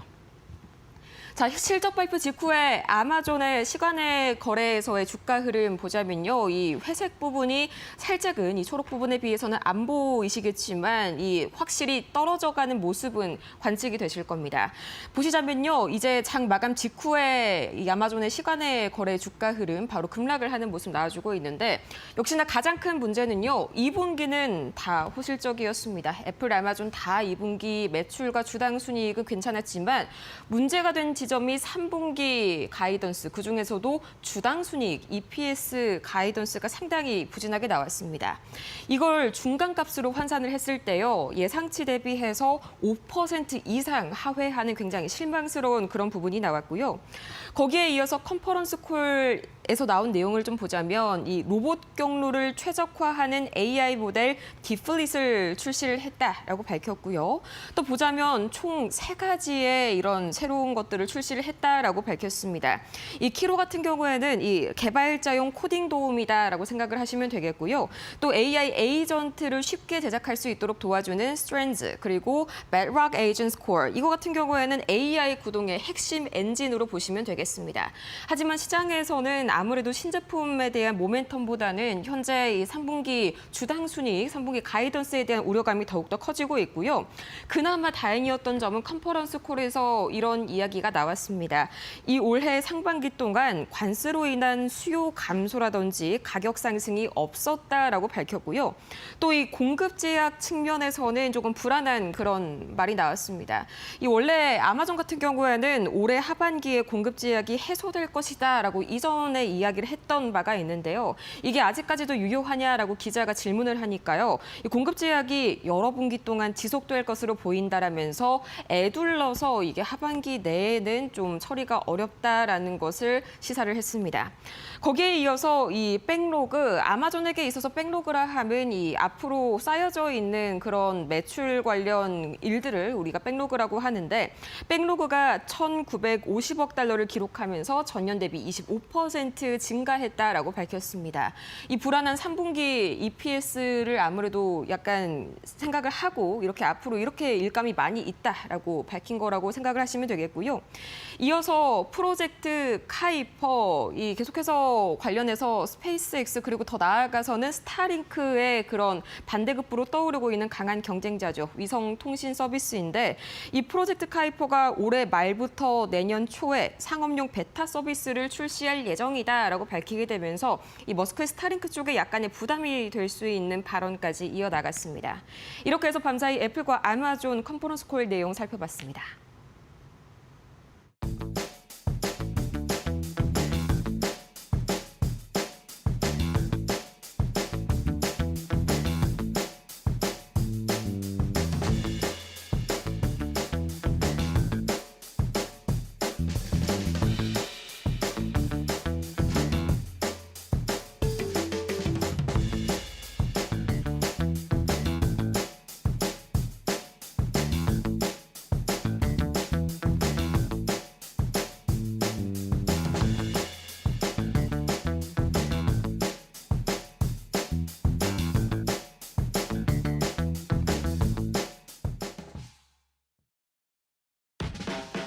네, 여러분 8월 1일 아침입니다. 또 새로운 한 달 활기차게 또 의미 있는 한 달 되시길 바라겠습니다. 8월 1일 날 이데일리 신문 어떤 내용 나왔는지 보겠습니다. 뭐 이제 이 얘기죠, 뭐. 미국과의 관세 협상 타결 소식. 오늘 이데일리 신문도 역시 이제 경제 전문지답게 이 관세 협상 내용을 1면, 2면, 3면, 4면, 뭐 5면, 8면 뭐 등등등 해가지고 하여간 전체적으로 다루고 있습니다. 사실 이 표를 뭐 먼저 보시면서 가죠. 무역합의 주요 내용은 여러분들 다 이미 충분히 들으신 내용이라 제가 이거를 다 따로 말씀드리지는 않겠고요. 이데일리 신문에 나왔던 오늘 주요 내용들 중에서 백그라운드 스토리 같은 거, 그다음에 외신 반응 이런 내용들을 좀 정리를 해봤습니다. 일단 이번 협상 타결의 뭐 성공 포인트로 이렇게 좀 제일 먼저 지적되는 거는 우리 협상팀의 끈질긴 어떤 그런 총력전 이 얘기. 저도 여러 번 말씀드렸습니다만 뭐. 장관 자택도 가고 스코틀랜드까지 따라가고 거기서 뭐 트럼프하고 베센트가 뭐 정상회담하고 등등 하는 동안 러트닉은 계속 김정관 장관, 여양부 본부장이랑 회의하고 그랬다는 소식들 전해지고 있고요. 또 이재용 회장을 비롯해서 정의선 회장, 또 김동관 부회장 등 우리 반도체, 자동차 또 이 조선 쪽에 이 오너들이 직접 가서 측면 지원을 했다는 이런 부분들, 이게 일종의 이제 원팀을 만들었다라는 거, 이런 것들이 굉장히 의미 있게 읽혀지는 건데요. 이게 이제 우리 입장에서 봤을 때는 뭐 총력전, 뭐 원팀, 뭐 이렇게 이제 표현을 합니다만 중요한 거는 이게 먹히느냐 안 먹히느냐 이거지 않습니까? 근데 러트닉 장관이 오늘 아침에 이번에 인터뷰하는 내용을 제가 아침에 출근하면서 좀 봤는데요. 러트닉 장관이 딱 이 얘기를 하더군요. 한국 그 협상팀이 자기네 집에 초대했을 때 자기네 집에 와서까지 밥 먹는 게 아니라 협상 얘기를 하더라. 물론 자기도 뭐 밥만 먹이려고 부른 건 아니겠습니다만 또 하나 스코틀랜드까지 찾아왔던 건 자기도 의외였다. 그래서 나중에는 내가 직접 한국 협상팀한테 트럼프 대통령은 이걸 좋아하고 저건 별로 안 좋아해 이런 식의 일종의 코치까지 했다. 뭐 그런 얘기까지 나오더라고요. 그러니까 이를테면 우리의 성의에 우리 어떤 적극적인 의지, 열정 이런 거를 보는 사람 입장에서 봤을 때는 야 얘네들은 정말 한번 해보려고 하는구나 이런 것들이 보여진다는 거죠. 그게 이제 물론 다른 나라 협상팀들도 뭐 최선을 다했겠습니다만 어떤 이런 모습들이 조금 더 미국 협상팀 특히 뭐 러트닉 장관 또 이제 트럼프 대통령의 마음을 움직였던 어떤 이유가 아니었나 생각이 좀 들고요. 그다음에 1,000억 달러 에너지 수입 관련된 이 부분 연평균 4년 동안이니까 연평균 한 250억 달러 정도 기존과 뭐 유사한 수준이라고 합니다. 이제 중요한 거는 이제 이렇게 되다 보면은 결국은 원래 안 들여오던 거를 많이 들여오게 되면 기존에 들여오던 거에서 뺄 수밖에 없죠. 왜냐하면 우리가 1년에 쓰는 에너지 양은 총량이 정해져 있으니까요. 는다고 해도. 그래서 이제 아마 중동산 특히 이제 카타르산 얘기가 좀 나오는데 LNG 같은 경우 좀 많이 줄어들 수 있다 이런 얘기. 이거 사실은 이미 예고됐던 바이기도 합니다. 외신 반응들 보니까요. 미국의 정치 전문 매체인 폴리티코 같은 경우는 이재명 대통령의 정치적 승리를 의미한다 이런 평가를 하고 있고 뉴욕타임스는 국방비 증액 그다음에 미국산 무기 구매 이런 것들은 2주 안에 열릴 한미 정상회담에서 논의될 것이다 이런 얘기도 했고요. 그다음에 홍콩 사우스 차이나 모닝 포스트 같은 경우는 이재용, 정의선, 김동관 이 세 개의 거물들이 직접 참여했다라는 게 눈에 띄었다 이런 얘기를 좀 하기도 했습니다. 자, 여기까지는 좋은 얘기고 그 다음에 이제 무거운 얘기 가야죠. 냉정하게 주판화를 두드려볼 타이밍입니다. 자동차, 철강 이 두 가지 부분입니다. 쭉 보시면은 일단 차는 15% 그러니까 12.5%를 우리가 굉장히 요구를 했지만 결국 15%가 됐다. 이거는 이제 이미 말씀드린 것처럼 뭐 형평성이나 이런 부분들을 감안했다라고 뭐 충분히 이해를 됩니다. 근데 중요한 게 우리가 하나 간과하고 있는 거는 우리가 미국과 FTA 국가라는 점을 간과하고 있는 거죠. 그래서 원래 없던 관세가 15%나 추가로 생겼다라는 거, 이 부분에 방점을 찍어야 될 것 같습니다. 어제 잘 아시는 것처럼 프리마켓에서 현대차라든가 자동차 관련주들이 급등을 하다가 개장되고 나서 주가가 크게 빠졌죠. 결국 이제 세론이 벌어진 건데 그 이유도 결국은 안 내던 관세를 내게 되니까 현대차와 기아가 상당히 큰 폭의 그런 어떤 실적이 좀 악화될 수밖에 없다라는 얘기를 한 건데요. 15%에 따른 현대차와 기아의 합산 소요 비용이 연간 4조 원을 넘을 것이다라는 거 이렇게 이제 얘기가 좀 되고 있습니다. 그러다 또 미국, 일본보다도 조금 이제 더 높아진 것보다 보니까 이제 일본도 사실 거기다 2.5%를 추가를 하긴 해야 되는데요. 그러니까 결국 이제 일본이랑 똑같이 15% 관세를 낸다고 그랬을 때는 그동안에 우리는 무관세였던 걸 생각을 하면 결국 우리가 더 이제 비용이 늘어나는 결과를 가져오기 때문에 이제 가격 경쟁력 측면에서 일단 현재로서는 불리한 거고요. 근데 이제 기업들이 뭐 바보가 아니지 않습니까? 이제 이렇게 된 거 이제 결론이 나왔고요. 이제부터는 기업들의 이제 그라운드가 되는 겁니다. 이 상황을 어떻게 이제 우리 기업들이 극복을 할 것이냐, 현대차와 기아, 이 현대차 그룹에서 이 상황을 어떻게 극복할 것이냐. 아마 이미 뭐 15%, 20%, 25%이 시나리오별로 대응책을 마련했을 것이라는 생각이 듭니다. 뭐 어떤 대응책이든 간에 없던 비용이 늘어나는 것은 불가피한 겁니다만 그걸 어떤 식으로 상쇄할 것이냐에 대한 부분은 크리에이티비티 즉 이 창의력 문제거든요.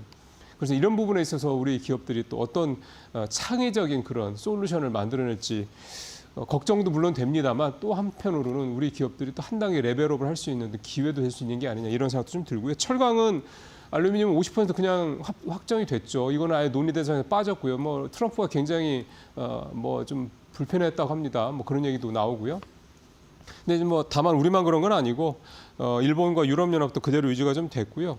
그리고 현대제철소가 좀 미국에다가 제철소 지으려고 하지 않습니다. 포스코도 좀 거기다 동참하기로 했고요. 결국은 현지에서 제철소를 만들어서 가는 방법밖에는 현재로서는 근본적인 방법은 없을 거라는 생각이 들고요. 왜냐하면 이게 이제 철강은 기본적으로 운송비라든가 이런 것들을 감안을 해야 되기 때문에 기본적으로 원가가 셀 수밖에 없습니다. 이거를 뭐 여기서 아무리 싸게 만든다고 해도 한계가 있다는 점에서 결국 이 부분이 불가피하다. 다만 중국의 철강 수출이 미국에 이제 아무래도 제한이 되는 부분을 감안했을 때 미국 쪽에서 오히려 우리가 이제 쿼타제 같은 것도 사실 이제 의미가 없어지는 거니까 총량을 늘리는 측면에서는 한번 해볼 만하다는 승부다. 이런 해석도 좀 나오고 있습니다. 자, 이제 세법 개정안 얘기를 좀 해보죠. 오늘 사실 이게 이제 신문에 이데일리 신문에 또 주요 자리를 차지했습니다. 일면에도 나왔고요. 주식세제 줄인상의 코스피 5천원 참물. 이거 사실 이미 여러 번 말씀드렸던 겁니다. 표를 보시면서 말씀드리죠. 코스피는 0.015% 이게 좀 있었던 게 0.05%, 코스닥은 0.15%가 0.2% 이렇게 증권거래세가 올라가고요. 그 다음에 이제 가장 논란이 됐던 주식 양도세에 대해서 대주주 기준이 종목당 50억에서 10억으로 내려온다라는 거. 이렇게 되면 훨씬 더 이제 양도세를 낼 사람들이 많아진다 이런 얘기가 되는 겁니다. 근데 이렇게 됐고요.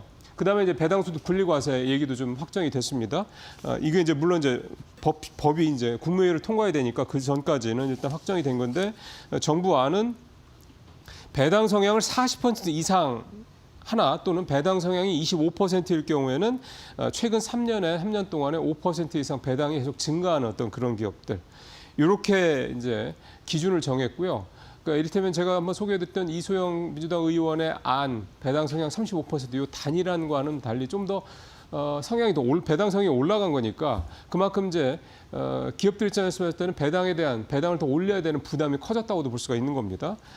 그다음에 과세 표준 2천만 원 이하 14% 등등등 있는데 이것도 역시 세율이 좀 더 높아졌습니다. 낮아졌습니다. 이건 이소영 안보다. 그러니까 전체적으로 이건 기준을 좀 더 까다롭게 했다는 얘기가 좀 되는 건데 이게 이제 소위 말하는 부자 감세 이 부분. 그러니까 부자 감세 논란에서 벗어나려면 감세를 해주는 대상을 줄여야 되는 거니까요. 그러니까 그러니까 양도세를 내야 되는 그 기준은 낮춰서 더 많은 사람들이 해당이 되도록 하고 그다음에 배당소득 분리과세와 관련돼서는 배당성을 더 높여서 기업들이 해당되는 기업들 배당소득 분리과세를 받을 수 있는 기업들을 또 줄이는 이런 상황이 된 거죠. 결국 다 이제 부자감세 이 부분들이 깔려 있기 때문이라는 건데 이게 확정된 안은 아닙니다. 이건 정부안인 거고요. 아시다시피 이게 이제 국무회의에 올라가서 대통령이 오케이를 해야지 되는 겁니다. 그래서 이 부분은 아직 그런 단계가 하나 남아 있다는 부분이고 결국은 대통령이 이 부분을 어떻게 결정할 것이냐 여기에 남겨 있다라는 거고요. 이병 대통령이 코스피 5천을 이제 공약으로 내걸었던 이유도 본인이 주식 투자 많이 해봤던 분이기도 하고 뭐가 우리 주식시장을 선진 시장으로 만드는 데서 필요한 거냐라는 걸 누구보다 잘 알고 있는 사람이기 때문에 이제 이런 정부안 또 민주당 내에서의 배당소득 분리과세와 관련된 여러 가지 이견들 이런 부분들을 누구보다 잘 알 거기 때문에 이 부분이 아마 반영이 된 그런 최종안이 만들어지지 않겠냐 생각이 좀 됩니다. 자, 마지막으로 자사주 소각 얘기 좀 해보죠. 민주당에서 뭐 자사주 소각 의무와 관련된 법안 여러 개가 좀 나와서 뭐 자사주 사자마자 소각해야 된다부터 자사주 사고 난 다음에 6개월, 뭐 12개월 이렇게 여러 가지 법안들이 있습니다. 그러니까 똑같죠. 결국 자사주를 사서 소각을 하는 게 이제 주주하는 정책이다라는 거. 왜냐하면 자사주를 매입을 해서 이제 여러 가지 용도로 활용한 기업들이 그동안에 너무 많았잖아요. 그래서 그런 부분들을 막기 위한 거고요. 7월 한 달 동안 자사주를 소각한 상장사의 집계가 나왔는데 26곳이나 됐습니다. 이게 예년보다 굉장히 많은 거죠. 보면은 코스피 15곳, 코스닥 11곳, 그래서 26곳이고 뭐 KB금융, LG유플러스, 기아, 남양유업, 신한주주, 현대모비스 등 여러분들 잘 아시는 그런 대기업들이고요. 코스닥은 보니까 인화전공, VT, 뭐 드림시큐리티 이런 회사들이 자사주를 소각하겠다 이렇게 발표를 했습니다. 남양유업도 그렇고 특히 LG유플러스가 1,000억 원 규모의 자사주 소각했다는 거 얼마 전에 얘기를 했었죠. 자사주 소각은 기본적으로 이게 왜 주주하는 정책이냐면 유통 물량이 줄어드는 거지 않습니까? 그러니까 분모가 줄어드니까 기본적으로 EPS가 올라가는 이런 구조가 돼서 이게 마치 진짜 우리가 맨날 미국 종목 그 실적 얘기할 때마다 그 조정 EPS가 뭐 전분기 대비 얼마 맨날 이 얘기하지 않습니까? 우리는 실적 발표할 때 그 얘기 안 하거든요. EPS 얘기 의미가 없으니까요. 그래서 이제 우리도 이런 식으로 자사주 소각이라든가 이런 것들이 계속해서 늘어나면 결국은 가장 중요한 그 기업의 밸류에이션을 평가하는 지표가 역시 미국처럼 EPS를 많이 볼 수밖에 없게 된다. 이런 차원에서 또 이렇게 자사주를 사들여서 소각을 한다는 얘기는 그 회사가 돈을 좀 버는 회사구나라는 걸 알 수가 있기 때문에 이런 점들 때문에 이 자사주 소각 자체가 그 기업이 좋은 기업이다라는 걸 의미한 그런 부분 때문에 자사주 소각이 굉장히 좋은 주주하는 정책이다 이 얘기를 하는 겁니다. 그래서 이게 자사주 소각을 하는 기업들 잘 좀 챙겨보시는 것도 좋은 투자 전략이라는 건 뭐 두말할 여지가 없겠죠. 자, 오늘 여기서 마치도록 하겠습니다. 수고하셨습니다.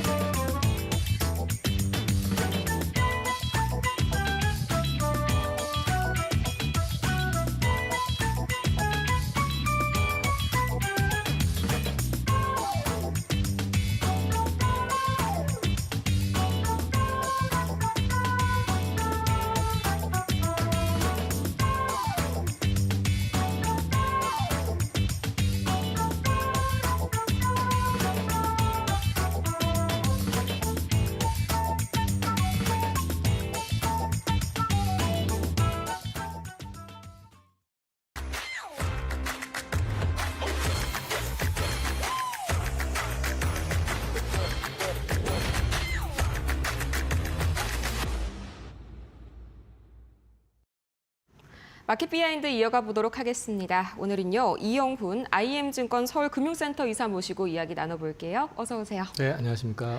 네, 밤사이 뉴욕 증시 상황 한번 보자면요. 이제 뭐 물가는 올랐는데 고용이 여전히 너무나 좀 탄탄합니다. 아무래도 9월 금리 동결이 이제 하락보다 더 유력해졌는데 그래도 한 달 이상 남았으니까 조금 더 여지가 있겠죠? 가만히 생각을 해보시면은 지금 갑자기 달러 강세로 바뀌었잖아요. 네. 그거 자체가 일단 물가에 대한 부담을 오히려 달러가 잡아주고 있기 때문에 그나마 그 정도 유지가 되는 거거든요. 금리 인하하면은 달러는 약세가 되겠죠. 네. 그러니까 사실은 지금 현재는 파월이 지금 물가가 약간 튀었는데도 불구하고 그나마 그 유지시켜주는 역할을 하는데 트럼프는 계속 욕을 하고 있고. 근데 이제 지금 어저께 나왔던 지표만 놓고 봤을 때는 역시 금리를 인하시킬 만한 내용은 없습니다. 일단은 고용도 견고한데 거기다가 또 물가는 좀 불안정한 지표, 코어 PCE 같은 게 이제 예상보다 높게 나왔고 소비 지표도 또 좀 불안정하게 나오고 여기에다 더해가지고 이제 관세와 관련해가지고 각 기업들이 노이즈를 구체화시키고 있거든요. 뭐 포드 같은 경우도 적자가 났고 GM 같은 경우도 지금 사실은 향후 포드 가이던스에 대해서 확신을 못 주고 있고 자동차만 그런 게 아니라 P&G는 가격 올리겠다고 얘기를 하고 있고 아마존도 가격을 올려왔는데 이번엔 이제 월마트 뭐 이런 쪽에서도 가격 올리는 거 예고돼 있고 이런 것들을 봐가지고는 사실은 더 지켜볼 수밖에 없는 상황이다. 근데 이제 어저께 그나마 이제 메타하고 MS가 초서프라이즈를 내면서 사실 시간에부터 급등했었는데 그래서 사실 나스닥 선물도 좋았고 장 시작했을 땐 1% 이상 상승을 했었는데요. 반도체주가 급락을 해버리고 그 다음에 또 이제 방금 말씀드렸던 그런 노이즈에다가 중국하고 관세 협상이 잘 된다고 하는데 뭐 타결 안 되는 분위기, 연장될 분위기, 멕시코하고는 또 90일 연장 얘기 나오고 하다 보니까 여기에 더해가지고 이제 약값을 세계 최저가에 맞춰가지고 인하하라고 또 강제적으로 요구 나오고 하다 보니까 이제 전체적으로 시장은 좀 눌리는 그런 분위기였던 것 같습니다. 네, 또 뭐 밤사이에 그런 소식도 있었죠. 엔비디아가 이제 보안상의 이유로 중국 정부에게 관계자가 소환을 당했다. 뭐 이런 걸 보면서 중국과 다시 사이가 좀 틀어지고 있는 그런 상황이 아닌가 하는 그런 좀 약간 불안감도 들었는데 그럼에도 불구하고 파월 의장은 이제 FOMC에서 상당히 매파적인 발언을 내놨습니다. 이 9월 금리 인하가 결정된 것이 없다라고 그냥 아예 선을 그어놨는데 여기에 대해서는 그냥 그대로 이 기조가 유지가 될까요? 지금 나온 지표만 가지고 봤을 때는 금리 인하를 얘기하는 것 자체가 좀 이상하죠. 지켜봐야죠. 네. 지켜봐야죠. 그리고 이제 관세 관련해가지고 협상 타결이 됐잖아요. 협상 타결된 게 15% 선이잖아요. 다 잘 된 게 그것도. 그리고 방금 말씀드렸던 것처럼 이제 자동차 업계든 각종 생필품 업계든 가격 인상을 줄줄이 예고하고 있는 상태인데 여기에다 지금 최근에 유가도 올라요. 그렇게 된다고 그러면 사실은 지켜봐야지 여기서 이제 괜찮으니까 금리 인하 시키는 대로 할게요라고 한들 파월이 뭐 여기서 2, 3년 더 할 것도 아니고 자기 입장에서는 자기 원칙을 지키는 게 맞겠죠. 네. 그렇죠. 이제 보다 보니까 관세 영향이 지금까지는 뭐 없었다 이렇게 평가가 많이 주로 내려졌는데 밤사이에 또 아마존이 3분기 EPS 전망치가 상당히 좀 부진했지 않습니까? 여기에서 이제 본격적으로 좀 관세 레드 플래그가 나오는 게 아닌가 하는 생각이 개인적으로는 들더라고요. 우리 이야기도 상당히 좀 중요할 것 같은데 우선 어제 드디어 합의안이 나왔습니다. 저 같은 경우에는 뭐 25%에서 15%로 내려간 거면 불확실성 해소도 있고 또 일본, 유럽이랑 비슷한 거니까 호재가 아닐까 싶었는데 일본이랑 상당히 좀 시장 반응이 차이 나는 이유가 뭘까요? 우리가 제일 나중에 됐잖아요. 이제 주요 국가 중에서는. 네. 그러면 이제 앞에서 일본이나 유럽연합 쪽의 어떤 반응 이걸 먼저 봤잖아요. 근데 이제 사실은 타결된 날 일본 같은 경우는 지수가 3% 이상 오르고 막 흥분을 했었는데 네, 그렇죠. 슬금슬금 도로 한 절반 정도 빠졌습니다. 근데 이제 그게 우리 같은 경우는 약간 지수 자체가 우리 전혀 안 빠졌었고 계속 꾸물꾸물 올라왔었잖아요. 네. 사실 거의 연중이 아니라 사상 최고점 근처 가네마네 이랬으니까. 그랬던 와중이었었기 때문에 어떻게 보면은 바로 이제 세론이 그냥 바로 나왔던 거라고 볼 수도 있고요. 그 다음에 이제 15% 타결에 대해서 참 이게 다행이다라고들 많이 생각을 하는데 네. 트럼프한테 가스라이팅 당하는 거죠. 무관세로 하다가 FTA까지 맺어가지고 잘 지내고 있다가 지금 갑자기 목리 부려가지고 우리한테 관세 이렇게 니네가 안고 그다음에 우리 거는 무관세로 수입하지 않으면 니네 가만 안 둘 거야 이런 식으로 협박해가지고 사실은 지금 다 된 거잖아요. 그래서 그렇죠. 이제 지금 당장에는 심적으로는 다행이다 이렇게 생각할 수 있어요. 그리고 글로벌 우리 경쟁자들하고 비했을 때 우리가 나쁘지 않았기 때문에 그나마 다행인 건 맞는데 문제는 이제 15% 관세를 내고 난 다음에 수익성까지 그게 계속 어떻게 될 것이냐도 봐야 되거든요. 그래서 이제 너무 그걸 또 막 그 표정 관리가 좀 필요할 것 같아요. 다행이다 이런 것보다는 우리는 좀 억울하다는 쪽으로 표현하면서 내부적으로 좀 내실을 좀 따져보는 그런 전략을 가져가야지. 그나마 다행입니다. 그러면 트럼프는 또 자기가 또 특히 잘하는 말 있잖아요. 나는 관대하다. 자꾸 이렇게 그 사람의 협상술이나 그런 거에 넘어가서는 안 될 것 같아요. 네. 네, 무슨 영화 300도 아니고 계속해서 그런 이야기를 하는데 막상 그 협의 내용을 보면 그렇게까지 관대하다라는 느낌은 전혀 들지가 않고요. 말씀해주신 대로 아시아 시장 같은 경우에는 동일 관세에 대해서 좀 키높이를 맞춰가고 있다 정도로 해석을 하면 될 것 같습니다. 이어서 조선 같은 경우에는 또 굉장히 어제 하나오션이 신고가를 경신을 했잖아요. 이렇게 뭔가 펀드를 만든다는 거는 우리하고 정식적으로 좀 손을 잡는다고 프로포즈를 약간 받았다 이렇게 해석을 해도 괜찮을까요? 프로포즈를 받은 게 아니라 우리가 프로포즈를 한 거고요. 근데 이제 정확하게 얘기하면은 미국의 가장 큰 아킬레스건이 조선입니다. 왜 조선이라고 말씀을 드리냐면은 빅테크야 당연히 미국에 다 있는 거고 문제는 지금 미국이 해양 국가고요. 해양 패권을 장악하면서 글로벌 패권을 유지하고 있었기 때문에 그거를 계속 유지를 하려고 그러면은 조선이 필수인데 미국 조선은 지금 그 군함을 연간으로 해가지고 두 척을 못 만듭니다. 이런 구조로 돼 있기 때문에 그거를 보완을 해줘야 되고 오히려 이제 해가 갈수록 퇴역함 수가 계속 늘어나기 때문에 전체 군함 수가 줄 수밖에 없거든요.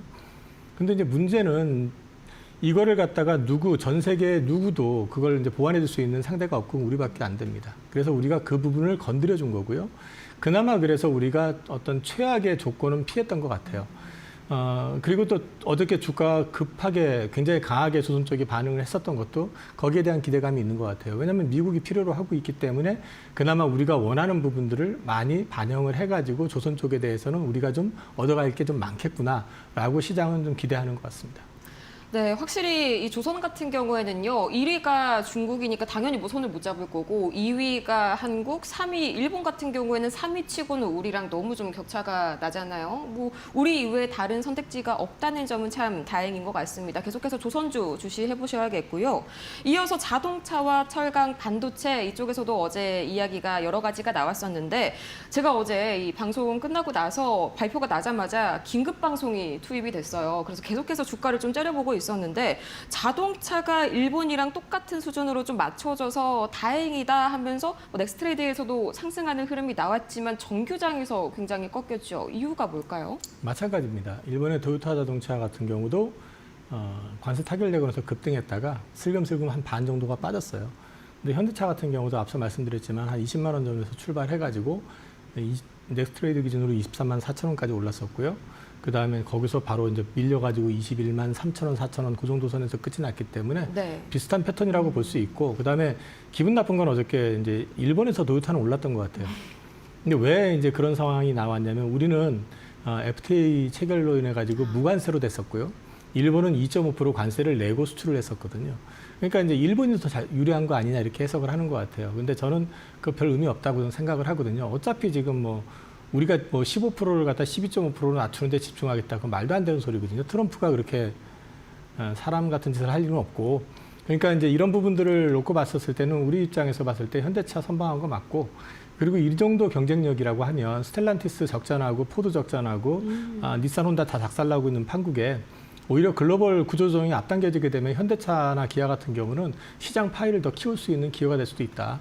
그런 맥락에서 봤을 때 현대차는 지금 구조에서 주가 빠진 거는 오히려 없으신 분들한테는 기회가 될 수도 있겠다. 그렇게 생각하고 있습니다. 네, 실제로 말씀을 해주신 그 부분이 상당히 좀 많은 분들께서 좀 약간 헷갈려 하시는 부분인 것 같은데 우리는 자동차에서 FTA 원래 체결국이었기 때문에 일본이 가지고 있었던 2.5%의 관세가 없었습니다. 그러니까 일본에서 12.5% 자동차 관세를 가져간다는 건 기존의 2.5%에 더해서 결과적으로는 15% 우리랑 동일한 수준이라는 점 좀 참고를 해보시면 좋을 것 같고요. 이어서 이 달러가 상당히 좀 부담스럽습니다. 지금 거의 1,400원 선 코앞까지 왔는데 수출주들 이대로 괜찮을까요? 달러가 이제 소위 말해서 달러가 강세가 나오면 수출주한테는 유리하죠.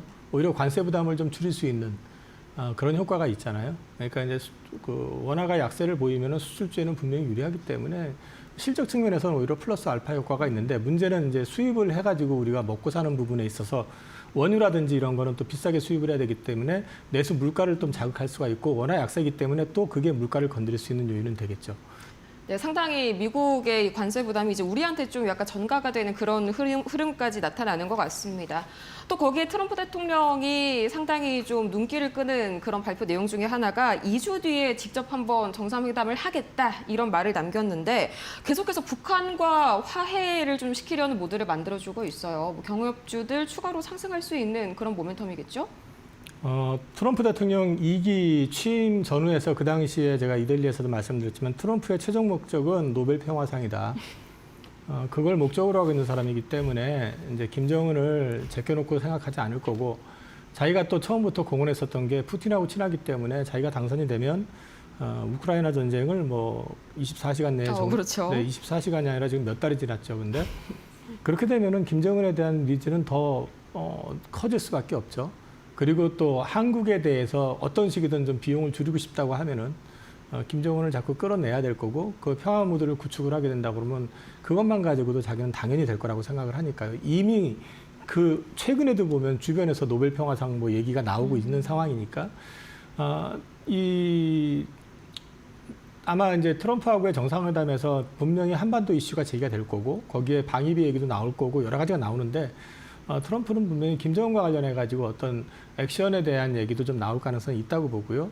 또 중요한 건 우리나라에서도 이제 정권이 바뀌었잖아요. 아무래도 대북 강공으로 갔었던 이전 정권하고는 다르게 조금 친화 모드 내지는 이제 한반도 긴장 완화 모드를 좀 추구하는 쪽이다 보니까 이제 그 남북의 어떤 협상이라든지 또 미팅이라든지 이런 것들이 가능성을 좀 보여줄 수 있는 획기적인 제안이나 어떤 방향성에 대해서 좀 나올 가능성도 있거든요. 그래서 사실은 어저께 관세 타결됐대. 그리고 정상회담 한대더라.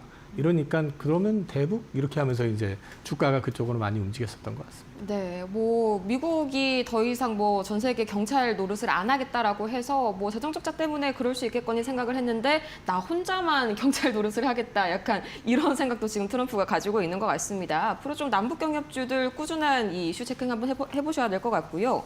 어제 또 삼성전자가 실적 발표를 했던 게 뉴욕 증시에도 상당히 좀 영향을 많이 미쳤습니다. 이게 뭐 가격 하락이랑 수익성 악화 이런 소식 때문에 또 마이크론 거의 뭐 4% 급락 나왔는데 여기에 대해서는 좀 단기적인 이슈로 봐야 될까요? 우리나라에서 골드만삭스가 그 하이닉스 보유 의견 내면서 목표 주가 31만 원 내고 그 시점에서 이제 삼성전자에 대해서 매수 추천 나오고 해가지고 롱숏이 걸렸었던 거하고 비슷한 케이스라고 보면 되고요. 또 한 가지는 어저께 메타하고 마이크로소프트 쪽으로 수급이 많이 쏠렸잖아요. 네. 그러다 보니까 반도체가 주목을 받기 애매한 시점에서 앞서 말씀하셨지만 엔비디아 A720 때문에 중국 당국에서 불려가서 조사받는 거 여기에 더해 가지고 삼성이 컨퍼런스 콜을 통해 가지고 HBM 관련해 가지고 또 뭐 강하게 HBM4 얘기도 하고 막 이러면서 하다 보니까 이 캐파의 삼성이다 보니까 이제 그게 만약에 구체화된다고 그러면은 당연히 판가가 확 떨어질 거고 그러면 수익성에 좋지 않은 결과를 볼 것이다. 뭐 이런 것들이 이제 우려가 같이 겹쳐가지고 반도체주가 전반적으로 밀렸던 것 같습니다. 그렇죠. 뭐 반도체주도 어제 상당히 좀 불안한 흐름을 보였는데 또 마찬가지로 신재생 쪽에서도 여전히 약한 모습들이 역시 확인이 됐습니다. 뭐 하나솔루션이 어닝 쇼크를 발표를 했었죠. 그래도 우리나라 같은 경우에는 정책에 힘입어서 좀 그간 좋은 흐름 중간중간에 보여주나 싶었는데 여전히 뭐 실적적으로는 턴어라운드는 어렵다고 봐야 될까요? 사실은 태양광 업종 자체가 미국 속에서 보면 나쁘진 않아요. 네. 오늘 이제 퍼스트 솔라 관련해 가지고도 향후 가이던스에 대해서 굉장히 높여놓은 것도 있고, 그 다음에 실제 가만히 보시면 미국이 지금 가장 부족한 건 전력원입니다. 그러니까 전력 인프라 구축을 서두르는 이유도 거기에 있고요. 그래서 최근에 원자력 관련해서 원전주가 막 주목을 받고 있잖아요. 그렇죠. 그런데 문제는 대형 원전을 짓는데 걸리는 시간이 처음 첫 단계부터 시작하면 최소 10년에서 15년 걸려요.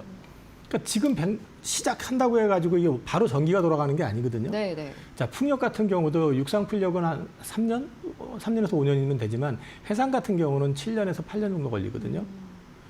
그러면은 가장 빠르게 전력원을 만들어낼 수 있는 게 뭐냐면 태양광이에요. 그 다음에 또 한 가지는 화력이겠죠. LNG 뭐 이런 거. 네. 근데 지금 이제 중국 태양광 패널 수입 금지하고 중국산 제품을 갖다 이제 금지시키고 뭐 이러다 보니까 미국 현지 제품들 현지에서 소싱하거나 비중국산 제품에 대해서 이제 선호도가 높아지게 되면 당연히 좋아지는 게 맞아요. 근데 하나솔루션이 쇼크가 난 거는 이거 시장 소통이 너무 안 된 것 같아요. 국내 제품의 문제로 인해 가지고 현지에서 공장 가동이 안 됐다라는 걸 갖다가 컨퍼런스 콜에서 얘기하는 게 어디 있습니까? 그게? 그렇죠. 이거는 사실은 애널리스트가 거기에 커버하는 사람들이 몇 명인데 적어도 실적은 어떻게 될 것 같아요라 얘기 못 하더라도 돌아가는 상황은 얘기해야 될 거 아니에요.